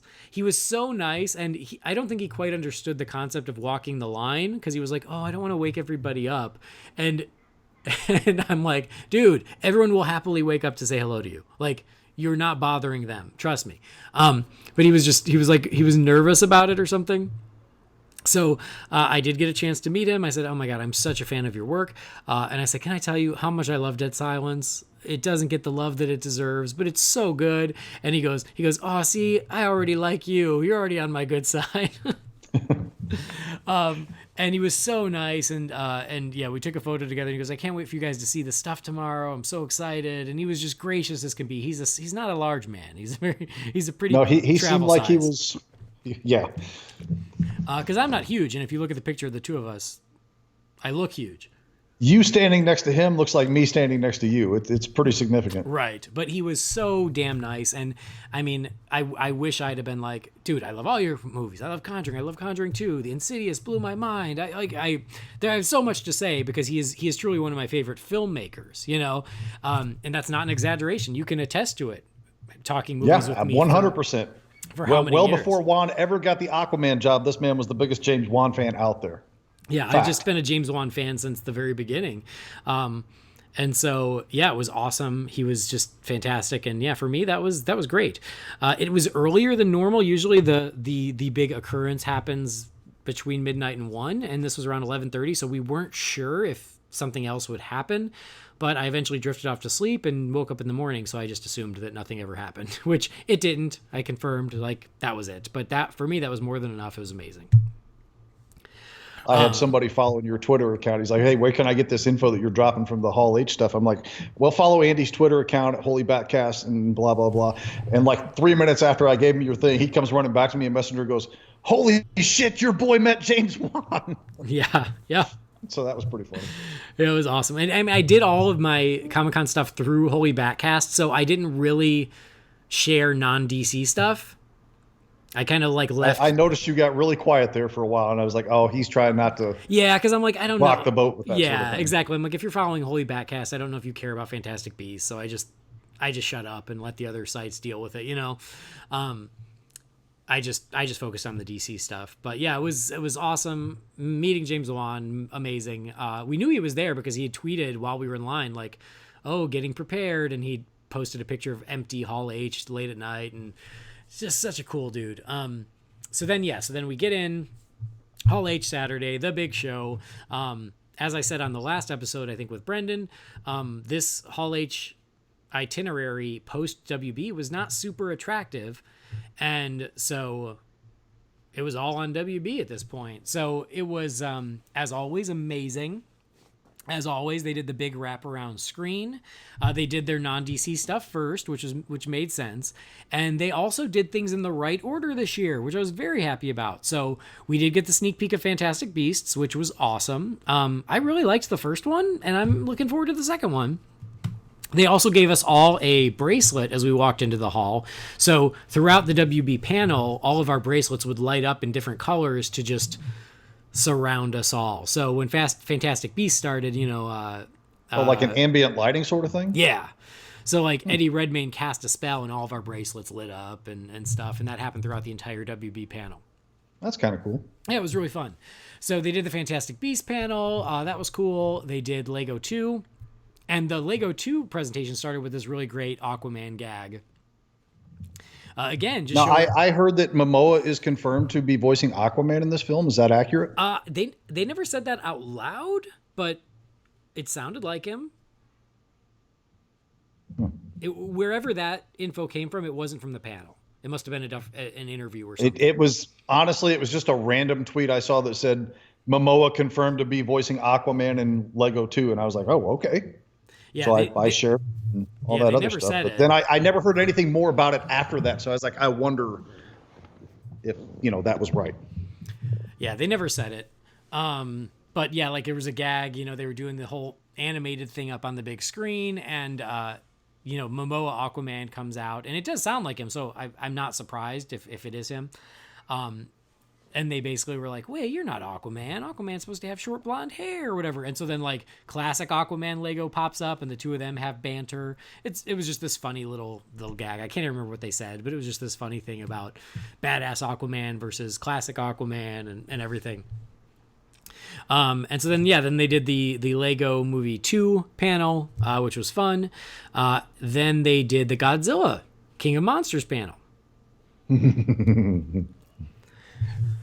And I didn't know which WB movies would all be coming. I really was expecting Mowgli, but they did not do it, and I'm not complaining. But yeah, Godzilla King of Monsters, the cast came out, and we finally got that trailer. And just before that started, they announced the release date for King Kong versus Godzilla. Which is like 1 year after this, correct? Yeah, it was like May 2020. Yeah. So like this is Godzilla King of Monsters April or May of next year. And then May of 2020 for Godzilla and Kong. Yeah. So, as our resident Godzilla freak, what'd you think of that trailer? I still have adrenaline spikes every time I watched it, and I think I've watched it 7 times now. I loved basically every single second of it. I love the music. I love the visuals. I love seeing the other creatures as briefly and as silhouetted as some of them are. I think it's amazing. Godzilla, just like in 2014, looked absolutely fantastic. Bite your tongue. I don't want to hear a comment from you about this today. I think the cast is fantastic. I think this is really going to fly if they utilize the cast properly. I think they're hinting at something with Vera Farmiga, but I don't want to get into too many details with that right now. But yeah, I'm unbelievably excited for this film for obvious reasons. Well, I'll tell you, I mean, I'm excited too. And even though I did not love the first one, this one just looks terrific. I love the new cast members. I like that there's still carryover from the last film. Ken Watanabe and Sally Hawkins. Not Bryan Cranston. Yeah, of course, not Bryan Cranston. And the fact that it is Godzilla and the 3 others, like, I don't know, it just looks great to me. There's a lot of hints in there, and some changes obviously are occurring. We know we're getting Mothra, King Ghidorah. I can't remember what the third one is now. To me, it looked like Gamera might have been in this trailer just briefly, as the one that she's reaching out to touch. That head shape kind of looked to me like it could have been Gamera, which I think would have been freaking awesome. Yeah, like I said, there's not a single frame in this that I wasn't all about. So. Yeah. No, I like that they're called the Titans. I don't know why that works for me, because I'm just, it's not like we've never heard this name used somewhere before, but I love that that's what they're called. Well, I like using that. I mean, that's an old mythological thing of the Titans, and I like using that mythology with these monsters. I think absolutely. I think that's really cool. I love Vera Farmiga. I love Millie Bobby Brown. I think they're going to be great. I think the scope looks great. That was one of my concerns was, I like Michael Dougherty, but he's never done anything on this scale.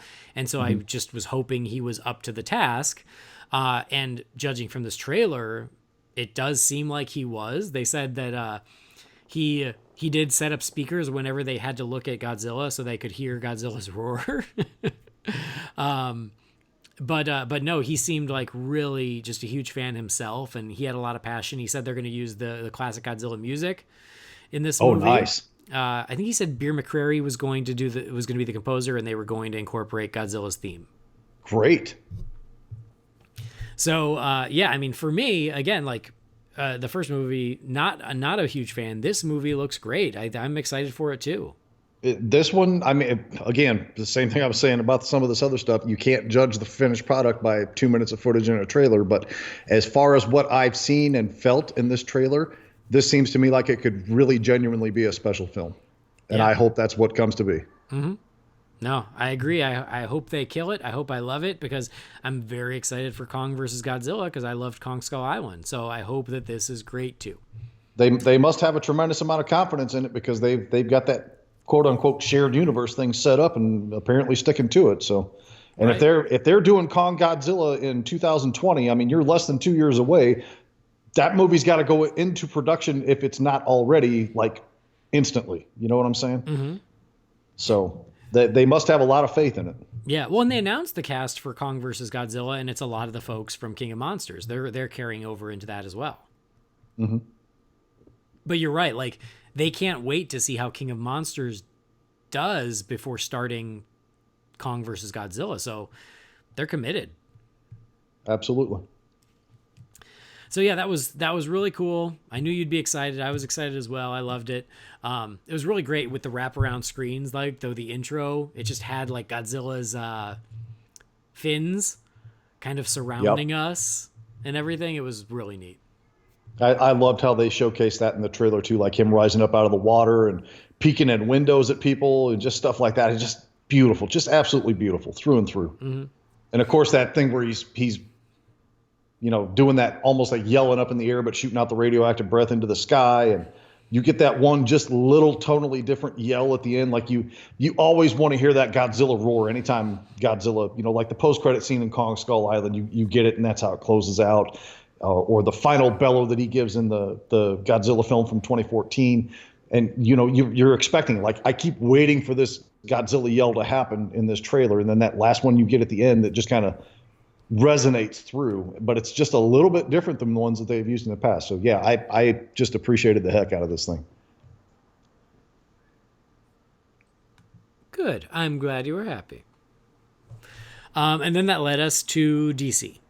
So they open, as always, with a sizzle. The DC sizzle only showcased the 3 movies we were going to see. So in years past, that was when we got the quote-unquote slate. They never called it a slate, but that was when we got logos for every movie. Mm-hmm. And, that was when last year we saw the logo for Flashpoint, or we saw the logo for Green Lantern Corps, or the logo for Batgirl. Like, you get all that in that sizzle. This year, they did not. They were like, nope. It's these 3 movies. That's it. So it's good. Aquaman, it's Shazam, it's Wonder Woman 1984. And I agree with you. Good. That's smart on their part, because if they have to make adjustments and it disappears again, I mean, eventually that's going to lose any kind of specialness to it anyway. So, yeah, focus on what is there and not what you think is going to be there. Exactly. I think that was actually pretty brilliant. No, I think so too. Like, just focus on the movies that are getting made. Everything else will come later. So that's what they did. There was that sizzle just for those 3. And then as it started, on the sides of the walls, it says, "Welcome to the worlds of DC." Oh, Lord, here we go. And this caused a little bit of drama yesterday for whatever reason. People took that to mean, the DCEU is now called Worlds of DC. And sites actually said, Warner Brothers announces that their DC universe is called the Worlds of DC. Which is, I think Heroic Hollywood's the one that ran with that, and other ones just got on the wagon with them. They started it. I think they were the first, but I saw it from a lot of sites. And number 1, they didn't announce anything. Number 2, it was like a tagline that was projected on the sides of the walls. Also, I swear it said the same thing last year. And so, no, it's not the new name. But yeah, I was completely baffled that these sites ran it as something official. It was not official. It was just a phrase that was on the walls as they were about to show us some DC stuff. And if you go through and watch any of the trailers or any of the stuff that they released on an official basis, all they have is a DC logo. It doesn't say anything. You would think if this is a big deal and they're going to announce the restructuring of their name and their image and whatnot, and they're going to call it Worlds of DC, that's what these brand new trailers showing that they're going to say on it is World of DC on it. But no, they just say DC. Yeah. In the front, in the back, it says DC over the logos at the end of the trailers. That's it. That's all it says. Yep. So, yeah, I think somebody fired off prematurely and everybody just kind of rolled with it. Yep. Well, so here's the thing. DCEU was never official. Nope. And Worlds of DC definitely is not official. The only official things that I've ever seen from Warner Brothers is DC Films, because that's what it was on that TV special with Kevin Smith. Mm-hmm. And that's what it's been in previous years at Comic-Con, is after the DC sizzle, it says DC Films. And so that's why that's what I always refer to it as, is because that's the only official thing that Warner Brothers has ever called it. But as you say, in front of every movie and every trailer, it's just DC. So, anyway, wanted to clear that up.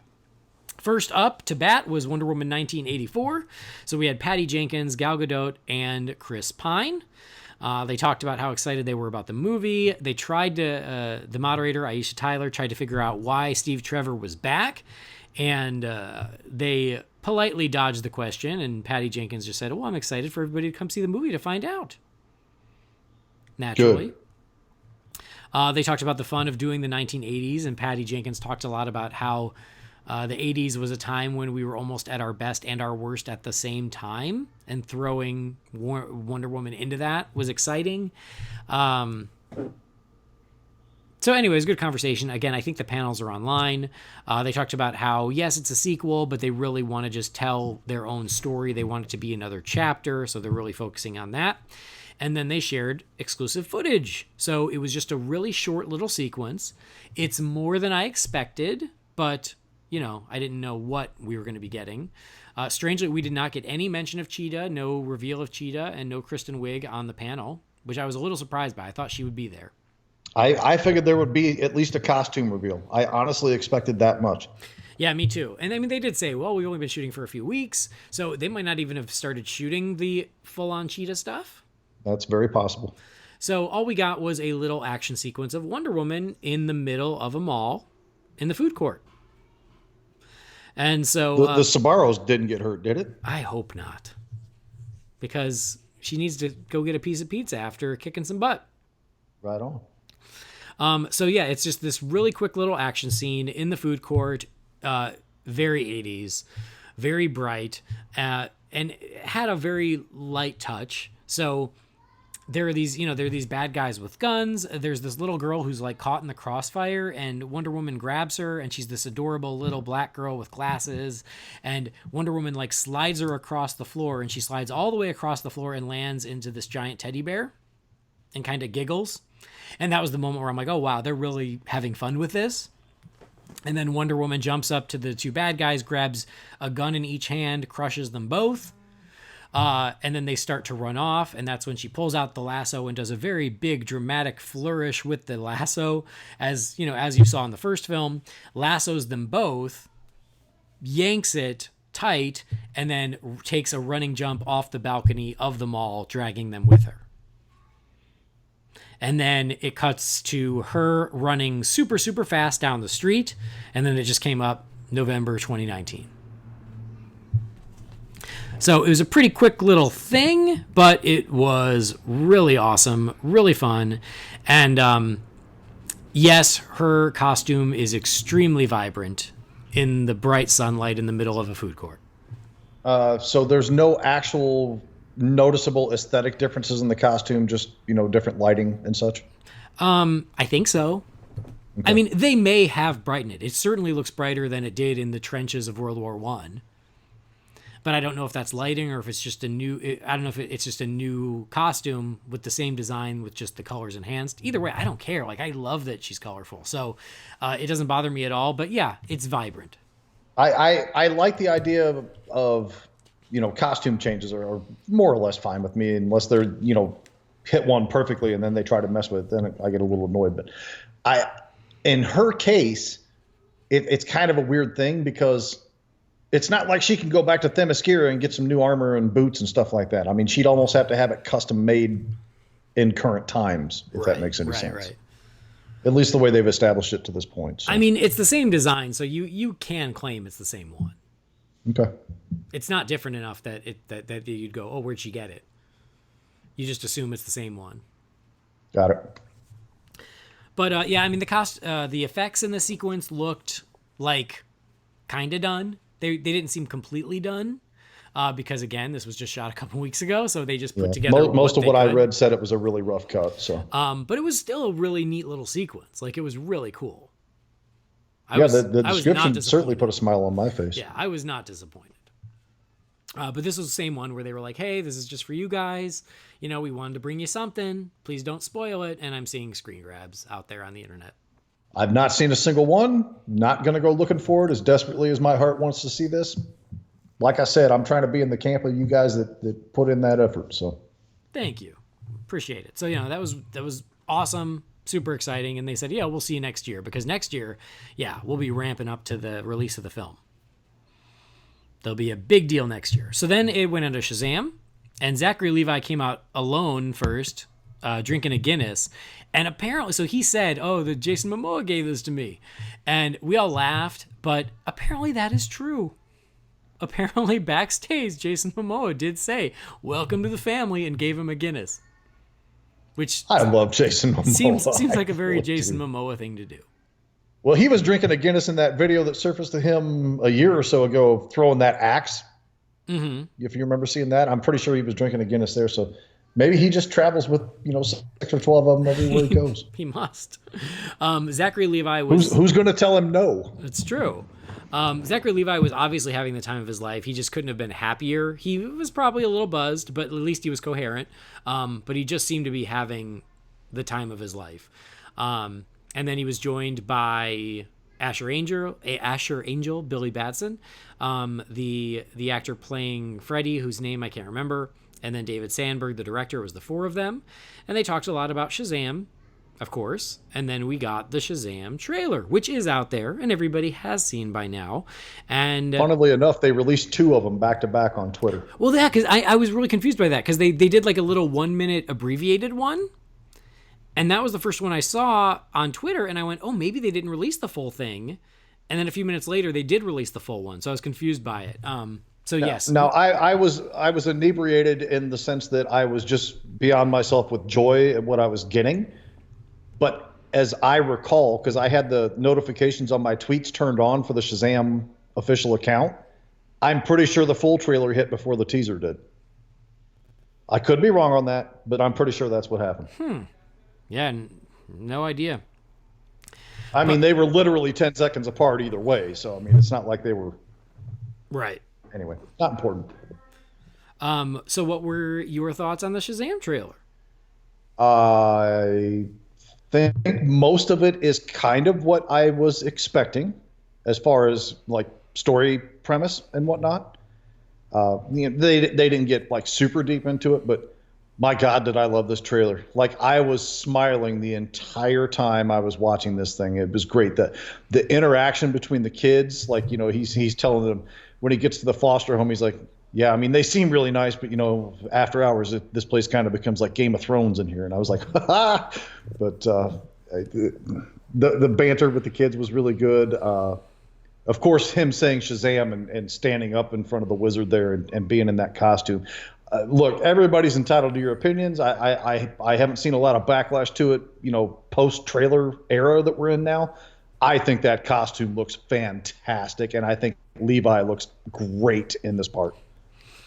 I completely agree with you. Yeah, I think he's so good in it, and I mean they're making good on what they said it was, which is big with superheroes. They're really having a lot of fun with the childlike nature of Shazam, and the kids seem great. Freddy seems awesome. I love that he is a superhero fanboy. I think that's a great touch.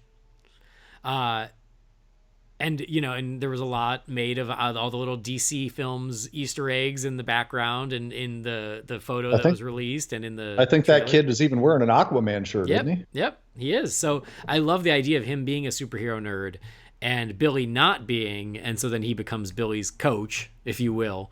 And the interaction between Levi and him just seems awesome.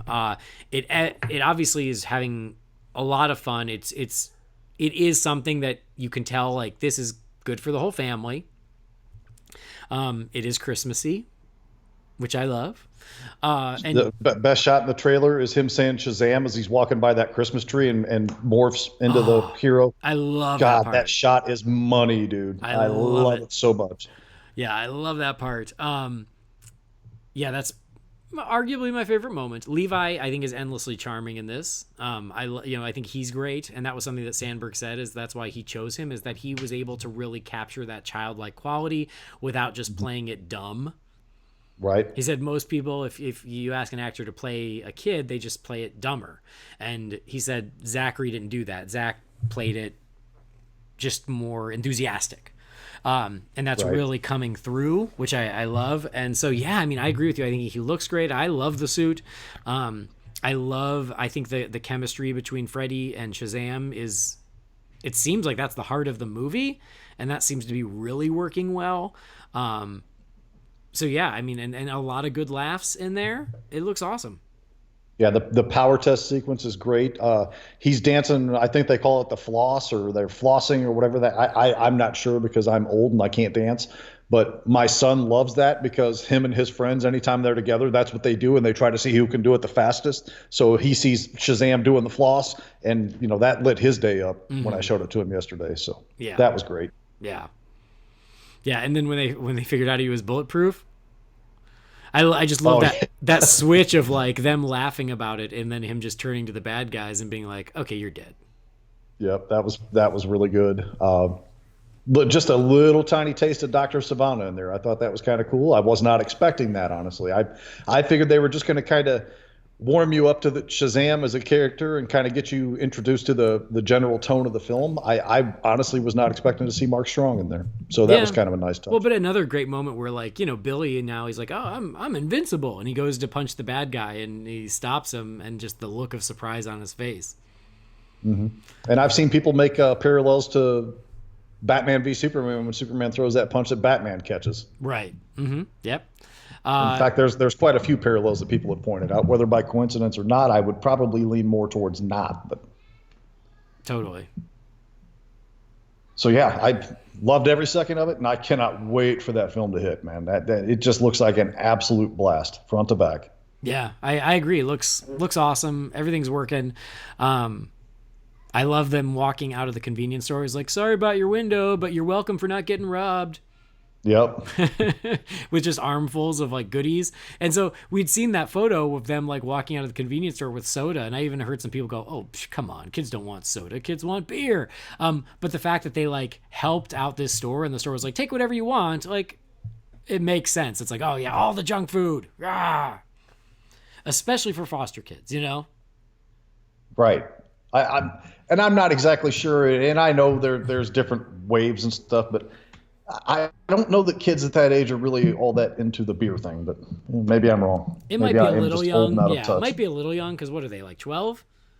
That's what I'm figuring. Yeah. But I don't. Yeah. I mean that's more or less a high school thing, as I know it anyway. So. Yeah. So it's working for me. I think it looks great, and it got a huge response in the crowd. Laughs in all the right places. Dealing with the bullies, and then he gets the powers and drops the truck out on the street, and the Freddie or whatever his name is looks at the bullies and is like, well, that's not going to buff out. I got a genuine chuckle out of that, because I say that all the time being in the car business. I'll make jokes to other guys that are different places with me, and like you see a car that's like missing a body panel off of it, it's like, oh, that'll buff out, don't worry about it. Right. Oh, and I even love when he goes, foster kid, what does he say, foster kid, disabled, he's got it all, right? Something like that. Yeah, it's just great through and through. That kid is so. I said this on the last episode, but I'm going to say it again because that kid is so great. He was my favorite in It, and I was bummed when he didn't get cast as Billy, and then when he got cast as Freddy, which is actually the bigger part, because he's the one who's going to be in the movie the whole time interacting with Shazam. I'm like, oh, I'm so glad that worked out. Absolutely. So Shazam looks like a winner, and I think that of all the things that were shown this weekend, that's the one that I have seen get the most universal praise. Really? Yeah. Huh.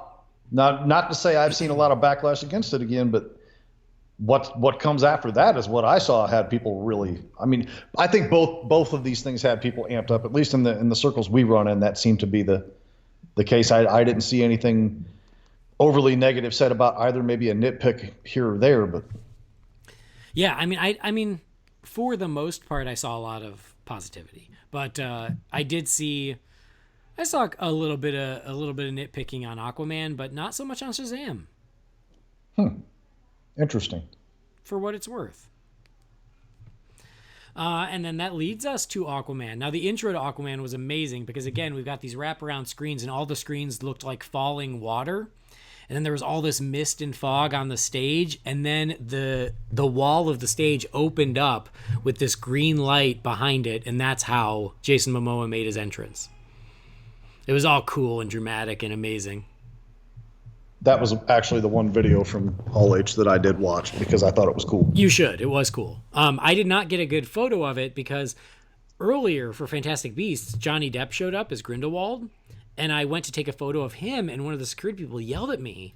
And I was like, but I was just taking a photo of him. But like they got all touchy because I guess there was still kind of some footage on the screen. And so when Momoa made his entrance, there was still footage on the screen. And I was like, are they going to come yell at me again? And so I didn't get it. So I'm glad plenty of other people got it. It was super cool. But yeah, so then almost the entire cast came out. So it was Jason Momoa, Amber Heard, Nicole Kidman, Patrick Wilson, Yaya, Black Manta, James Wan. I think that was it. But yeah, they came out and, talked a lot about the movie. James Wan talked about how he wanted to make a superhero movie that didn't look like any other superhero movie. So it's much more of a fantastical thing, which if you see the trailer, makes a lot of sense. And if you've seen the different photos and things leading to the trailer, it makes a lot of sense. And then they did show us the trailer. So they showed us the trailer that everyone saw first. And Jamie, I want to hear your thoughts on that. Blown away. Exceeded every expectation I had, and I actually had a fair amount of expectations going into that one. I'd heard right along them talking about how special this was going to be and how unique and original looking, and nobody's ever done anything quite like it. And so, you kind of get a little bit of that idea built up in your head, and sometimes you can be let down a little bit by it. And proud to say that Wan and company did not let me down one bit with this trailer. Yeah, well, and you understand, like, when he said that he wasn't releasing a trailer until it was ready, he's like, I want to make sure the CG is up to snuff. When you see everything that's in that trailer, you understand why. There is so much. And even though they waited until now, I still saw gripes about the CG. So, I mean, people just I don't want to talk about it. It's par for the course these days. But what impressed me so much about this trailer was the scope of how much ground this movie seems to cover. You've got the meeting of the parents, you've got baby Arthur, you've got adolescent Arthur, the scene in the aquarium where that shark comes to his defense through the the tank is just so cool. But I suppose some people would think that they would actually get a shark trained to bang its head against the aquarium glass. Obviously. Sorry. All right. That's it. No pettiness. It's gone. I'm done. Let's talk about good stuff. So what a cool moment. And then I do like that it does feel like it's a little carryover from Justice League where Mera is like, I've been looking for you. So it just feels like they met in Justice League and now she knows she needs his help. And it does feel like Orm is an a-hole from the start. Like, this isn't going to be the whole, oh, welcome home, Arthur. We're great to have you. You're the best. While secretly plotting behind his back. It just seems like, no, F you. Yeah, I think they're going to cut right to the chase with that, which is okay. Yeah, it does feel like it. But I love the idea of Orm has lost it and Mera needs help and she seeks out Arthur. To me, that makes a lot of sense for like how this story gets set up. Yeah, I agree. So yeah, and then again, there's just a lot. There's Atlantis, and there's the Undersea Kingdom, and then there's this adventure in the desert, which we'll get into because that played a huge part into what we saw in the extended reel. So, there's action on land, there's action in water, there's Arthur challenging Orm to a fight for the crown. And that's where he is wearing that armor that we saw in the show floor at the DC booth. He's wearing that Atlantean armor. So it seems like there's a lot going on, and that's not, Black Manta. There's the submarine sequence, which we've seen photos of. And when we got that very first photo, I remember people saying, oh, that he must be going after Black Manta. And I was like, no, he's not. And it does seem like that is where Black Manta starts. My guess is that submarine is the kind of like the opening action sequence. And that's where whatever was on there is what causes the grudge between Black Manta and Arthur. And that's why Black Manta goes and gets the Black Manta armor. I don't think he's actually Black Manta in that sub. I think he's like Black Manta 1.0, and then later in the film, it's what we see in the trailer. I think that's one heck of a safe bet. Because that's kind of how I feel about it too. Yeah, so. That's what it feels like. It feels like, yes, he is some sort of like pirate type character, and he gets shown up by Arthur, and so he goes and he upgrades and ends up getting in league with Orm, and all hell breaks loose. So that that moment with Black Manta showing up in full costume, blasting lasers from his eyes. That Freaking incredible. Got a huge reaction. He looks amazing. He looks perfect. He looks even better than that first photo we saw. So like nailed it there. The just talking underwater, like keep it simple. I love that. Yeah. I mean, he kept telling everybody's like, well, how are they going to do it? And it's like, I assumed before, the discussion ever came about, it was just going to be like a telepathy thing that they were going to do down there. Like they could communicate with each other, much how Arthur communicated with the fish. That was my assumption of how it was going to be done. And it seemed pretty cut and dry, because how would you have them talk underwater? And Juan's like, nope, you guys are all overthinking it. They're just going to talk. It's that simple. And that's exactly what we got. It's like, okay, he was telling the truth. They're just going to talk. Cool. Well, and I was impressed with how quickly they move while they're fighting, while Orm and Arthur are fighting. Like, even though they're underwater, like, just how much power there is swinging those tridents. Mm-hmm. And honestly, probably my favorite shot in this trailer. Okay, it's tied for 2, but I'll just tell you my first one now is that like a shockwave that hits the audience when that's going on. Yeah. And like all those Atlantean soldiers and whatnot just kind of look at each other and then they just raise up their arms and start cheering. I love that so much. Mm-hmm. That was basically us in Hall H. That's exactly what everybody keeps saying. I mean, that was made into a GIF within 10 minutes of that panel ending. Yeah. So yeah, I mean, it was amazing. Like, I love all the Atlantis stuff. I think Atlantis looks amazing. It looks perfect. I love the armies of sea creatures and sharks and everything. That final shot of Orm on that giant, almost looks like the mosasaur from Jurassic World. I don't know what it is, but it looks like that. Just like that undersea battle, it looks amazing. And we can't forget about talking about the trench a little bit. Yeah, you get a little moment with the trench there. That shot is the one that's tied with the crowd shot. There's where it's almost like a cut screen thing where you have that red glow and you can just see all those swarms of them underneath that boat. Mm-hmm. I think that's fantastic. Yeah, this is so cool. And then Mara, I love what we're seeing of Mara here. She seems awesome. I love that she's inspiring Arthur to take his place. And I think Juan had made a statement a couple months back where he essentially said that Mara was going to be more like an equal butt kicker instead of like a sidekick, and that does seem to be the case from this trailer. Yeah, absolutely. She totally is. And there's more where that came from. I'll tell you in a second. But yes, and someone even asked, someone said, oh, you've got all these bad guys. How are you going to handle it? And I think James Wan said, oh, they don't need rescuing, especially not Mara. So it looks awesome. I'm very happy. I don't know if you noticed the shot after we see Arthur and Orm fighting with the tridents. There's a shot where Arthur just kind of zips up.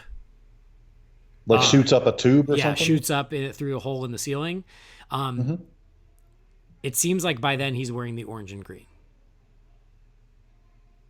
I hadn't noticed that. You have to. I didn't either, but someone I think did a GIF of it and go, wait a minute, what's he wearing in this moment? And I was like, oh, it does look like he is, because we got to see the orange and green in the extended reel.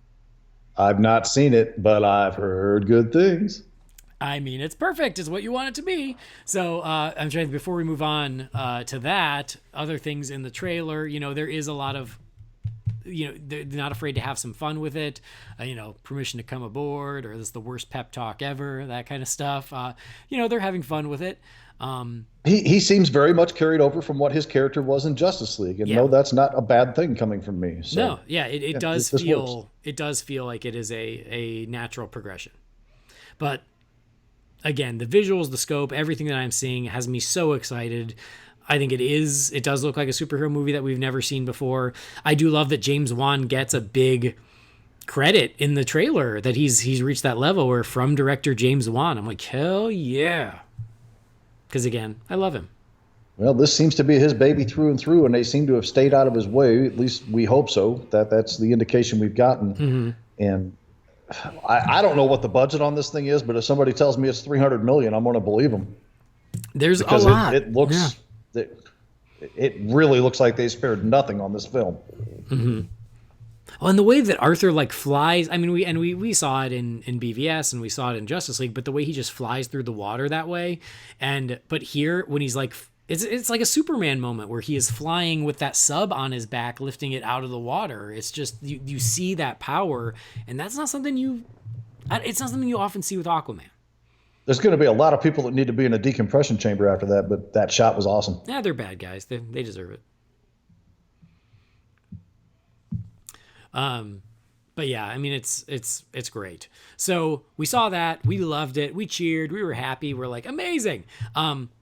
I will say I loved the trailer, but I did see some of those CG shots where I'm like, oh, okay, some of the people are gonna take issue with some of this. I knew that was coming just from seeing it, but man, I was like, this just looks great. And I thought that was it. I thought we were good. And they talked some more and they took questions and all that good stuff. And then James Wan was like, well, we brought something else. And I didn't know what that was going to be. And again, it started with the whole, this is just for you guys. This, I haven't seen anything leak from, which is good. But I haven't been looking, so I don't know. But we got essentially an extended 6-minute reel with 2 pretty complete sequences, plus just much more trailer action.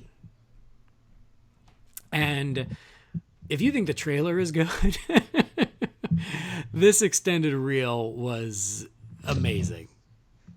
It was mind-blowingly good.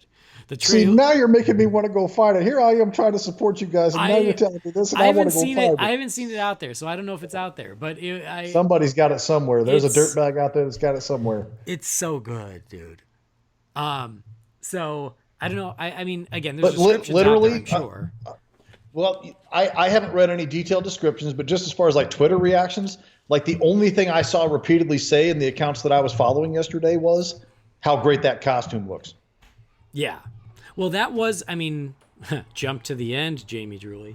That costume reveal is the button at the end of the trailer, or the extended trailer. And that was the one thing where like, yeah, that probably should have gone in the trailer because it was perfect. But they've got to have trailer 2 coming eventually, so it'll come. We know we're getting at least one more trailer. So. Yeah, it'll come. But I do love the fact that we got like a full 2.5 or 3 minutes here. Mm-hmm. Because honestly, I expected we might have only gotten like a 60 to 90 second teaser for it. Right. Yeah, you just don't know. So I was glad for this. Yeah. So we got more of kind of the prologue, more of Arthur's parents, a little bit of that. We got this really cool flyover shot with like the WB and the DC logos that it looked like they're like in the water next to the lighthouse, which was a really nice touch. Then we got a extended sequence where, and you see bits and pieces on the trailer, and you've seen photos where Arthur and Mara jump out into the desert, and this is like the little Indiana Jones sequence. So Arthur and Mara, jump out of the plane. You see it in the trailer. They're in this is the Hera. They're searching for something. They're searching for an old, like abandoned temple, Atlantean temple, and they find it, and it's very Tomb Raider, Indiana Jones. And they have to like unlock this centuries old puzzle to get information about, I think, the trident. And the moment is very Fifth Element because they have this thing and they set it down and it doesn't do anything. And Arthur's like, well, I mean, are you surprised? What did you expect it to do? This has been here hundreds of years before the desert was even a desert. And that's when Mara, which is in the other trailer, says, oh, you do some of your best thinking when you're not thinking at all. And so she says, hold still, and she uses her powers to pull the moisture from his face to create a drop of water. Outstanding. And she drops that water on the object, whatever it is. It kind of looks like a tube. Again, it's somewhat Fifth Element. They have they have the most recent issue of the Mara Queen of Atlantis miniseries. She is, oh God, who's she messing with? I forget who it was. Oh, well, not important. Forget it. Never mind. Okay. So she drops the water onto the thing, and then it all lights up. And he's like, what the heck was that? And she goes, I needed water. You were the closest source. And he said, I could have just peed on it. that might be a little much for me, but Yeah, that's pretty funny. But anyway, the whole thing activates, and then there's like this hologram of this ancient Atlantean king who like gives information about the trident. And I don't remember what he said, but whatever. And so like, again, it's very Indiana Jones. And so when we had heard that inspiration for the movie, now I see where that inspiration came into play. And then from there, it cuts into this extended chase sequence, because I think after this, they end up in this village, and in this village, they get ambushed by Black Manta and his minions. And so it's this big extended chase through the village of Black Manta going after Arthur and the minions going after Mera. And it seems, and this is where intercut, you see Atlanta fighting off some of the minions. So I don't know if she's there too, or if that's from another scene that they just edited into this. I'm not quite sure. But there was a moment in there where Atlanta was kicking some ass, which was a nice surprise. I didn't expect that. Reminiscent of Hippolyta. Excellent. But through this chase, like they're going over the rooftops of this village, and it's amazing. And they did this very impressive, very James Wan one-shot chase thing where the camera's following behind one of Black Manta's minions, and you're following him run through this like apartment, run through a wall, run onto a roof. It's all not, there's no cuts. It's all one extended shot. Then it follows him as he's chasing Mira, and then the camera comes around and pulls away and starts following Mira as she's running from him. And then as she's running from him, she kind of leaps off the roof, and then it tracks back around again, and it catches up with Arthur, who's on top of this tower, and that's when Black Manta blasts the tower and he jumps away from it. And it's all in one shot, and it was amazing. It was so good. And it's very James Wan. He loves stuff like that. So you're gonna make me cry because I haven't seen this yet. Yeah, it's terrific. And when Black Manta showed up, I even think that Arthur said, "Who the hell are you?" or something like that. Like they don't know each other, or at least they don't know who Black Manta is at this point. But this chase was just phenomenal. And then there was just more extended trailer stuff. So you get to see Vulko in this. It looks like Vulko is training Arthur how to use his power. And it looks like that's in flashback. So in the trailer, you do see where Arthur, like young, like teenage Arthur, catches the trident with his hands.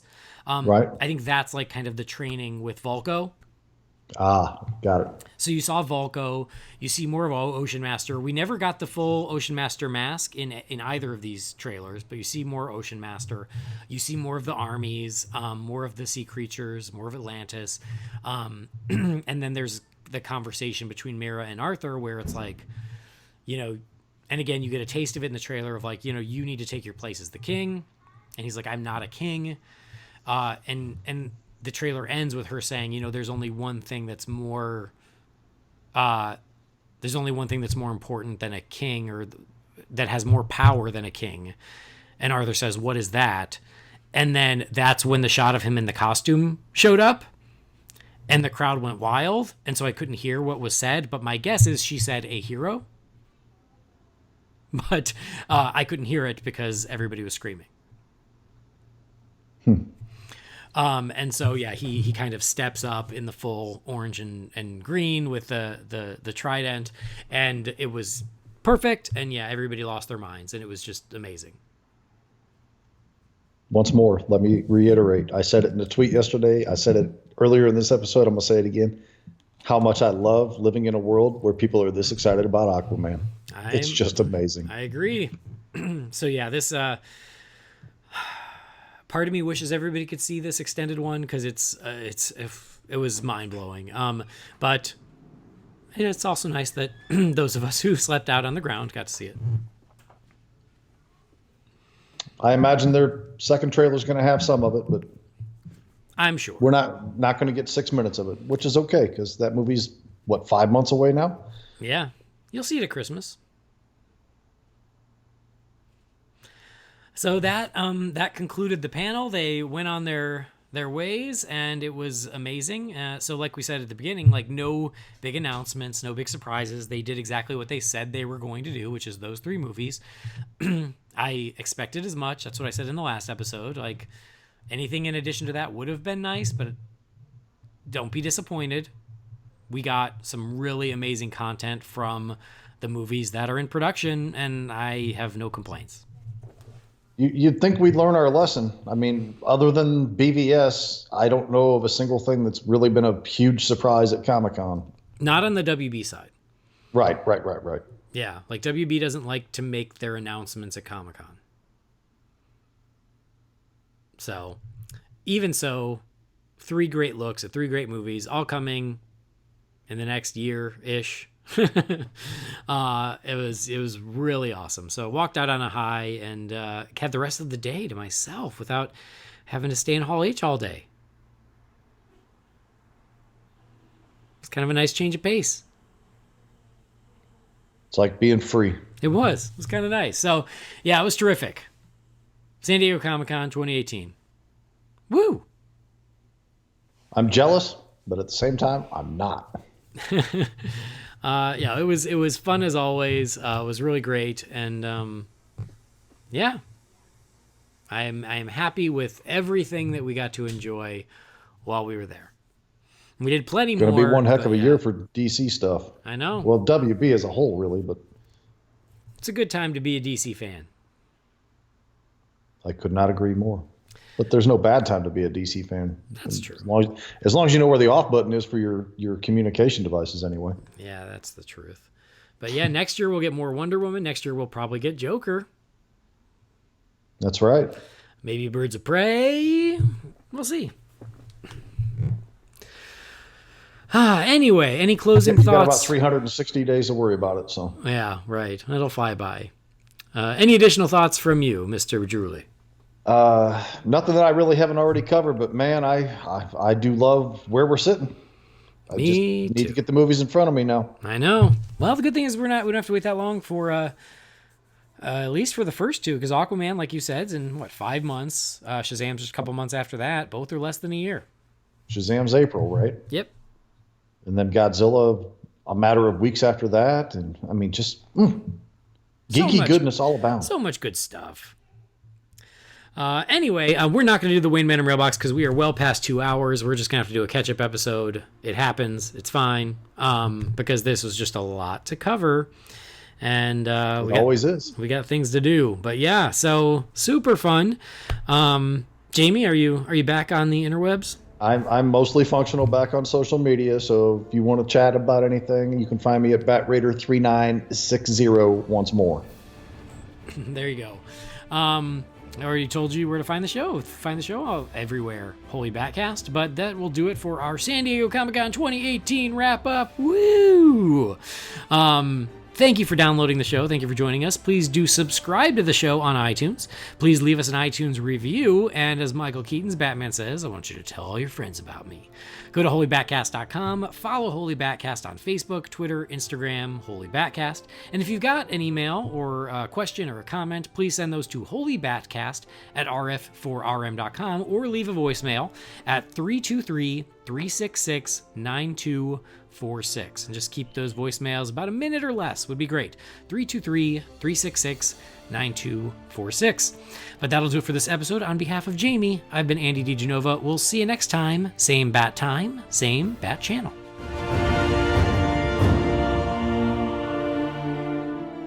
This show is a proud part of the Real Fans Podcast Network. You can sample all the shows that are part of the network at rf4rm.com. Those shows include Real Fans for Real Movies, the original show that looks back at films past and present. There's also Holy BatCast, all about Batman and the DC Universe. There's Disorder, every Disney film that looks back at every Disney animated feature in order. There's Taking the Bullet that looks at bad movies so you don't have to watch them. There's Please Rewind, the RF4RM retro show that looks back at older movies. And finally, there's Grim Grinning Hosts, a salute to all pop culture, but mostly theme parks. Again, you can check out all these shows at rf4rm.com or search for them by name wherever you get your podcasts.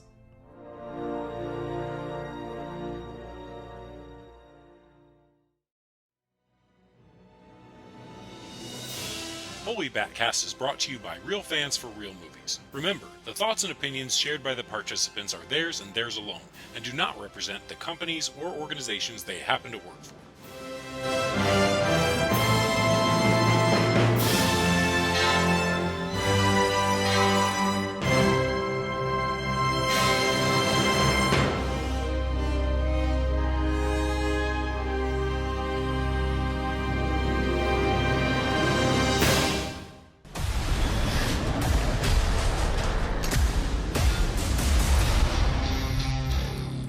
permission to come aboard?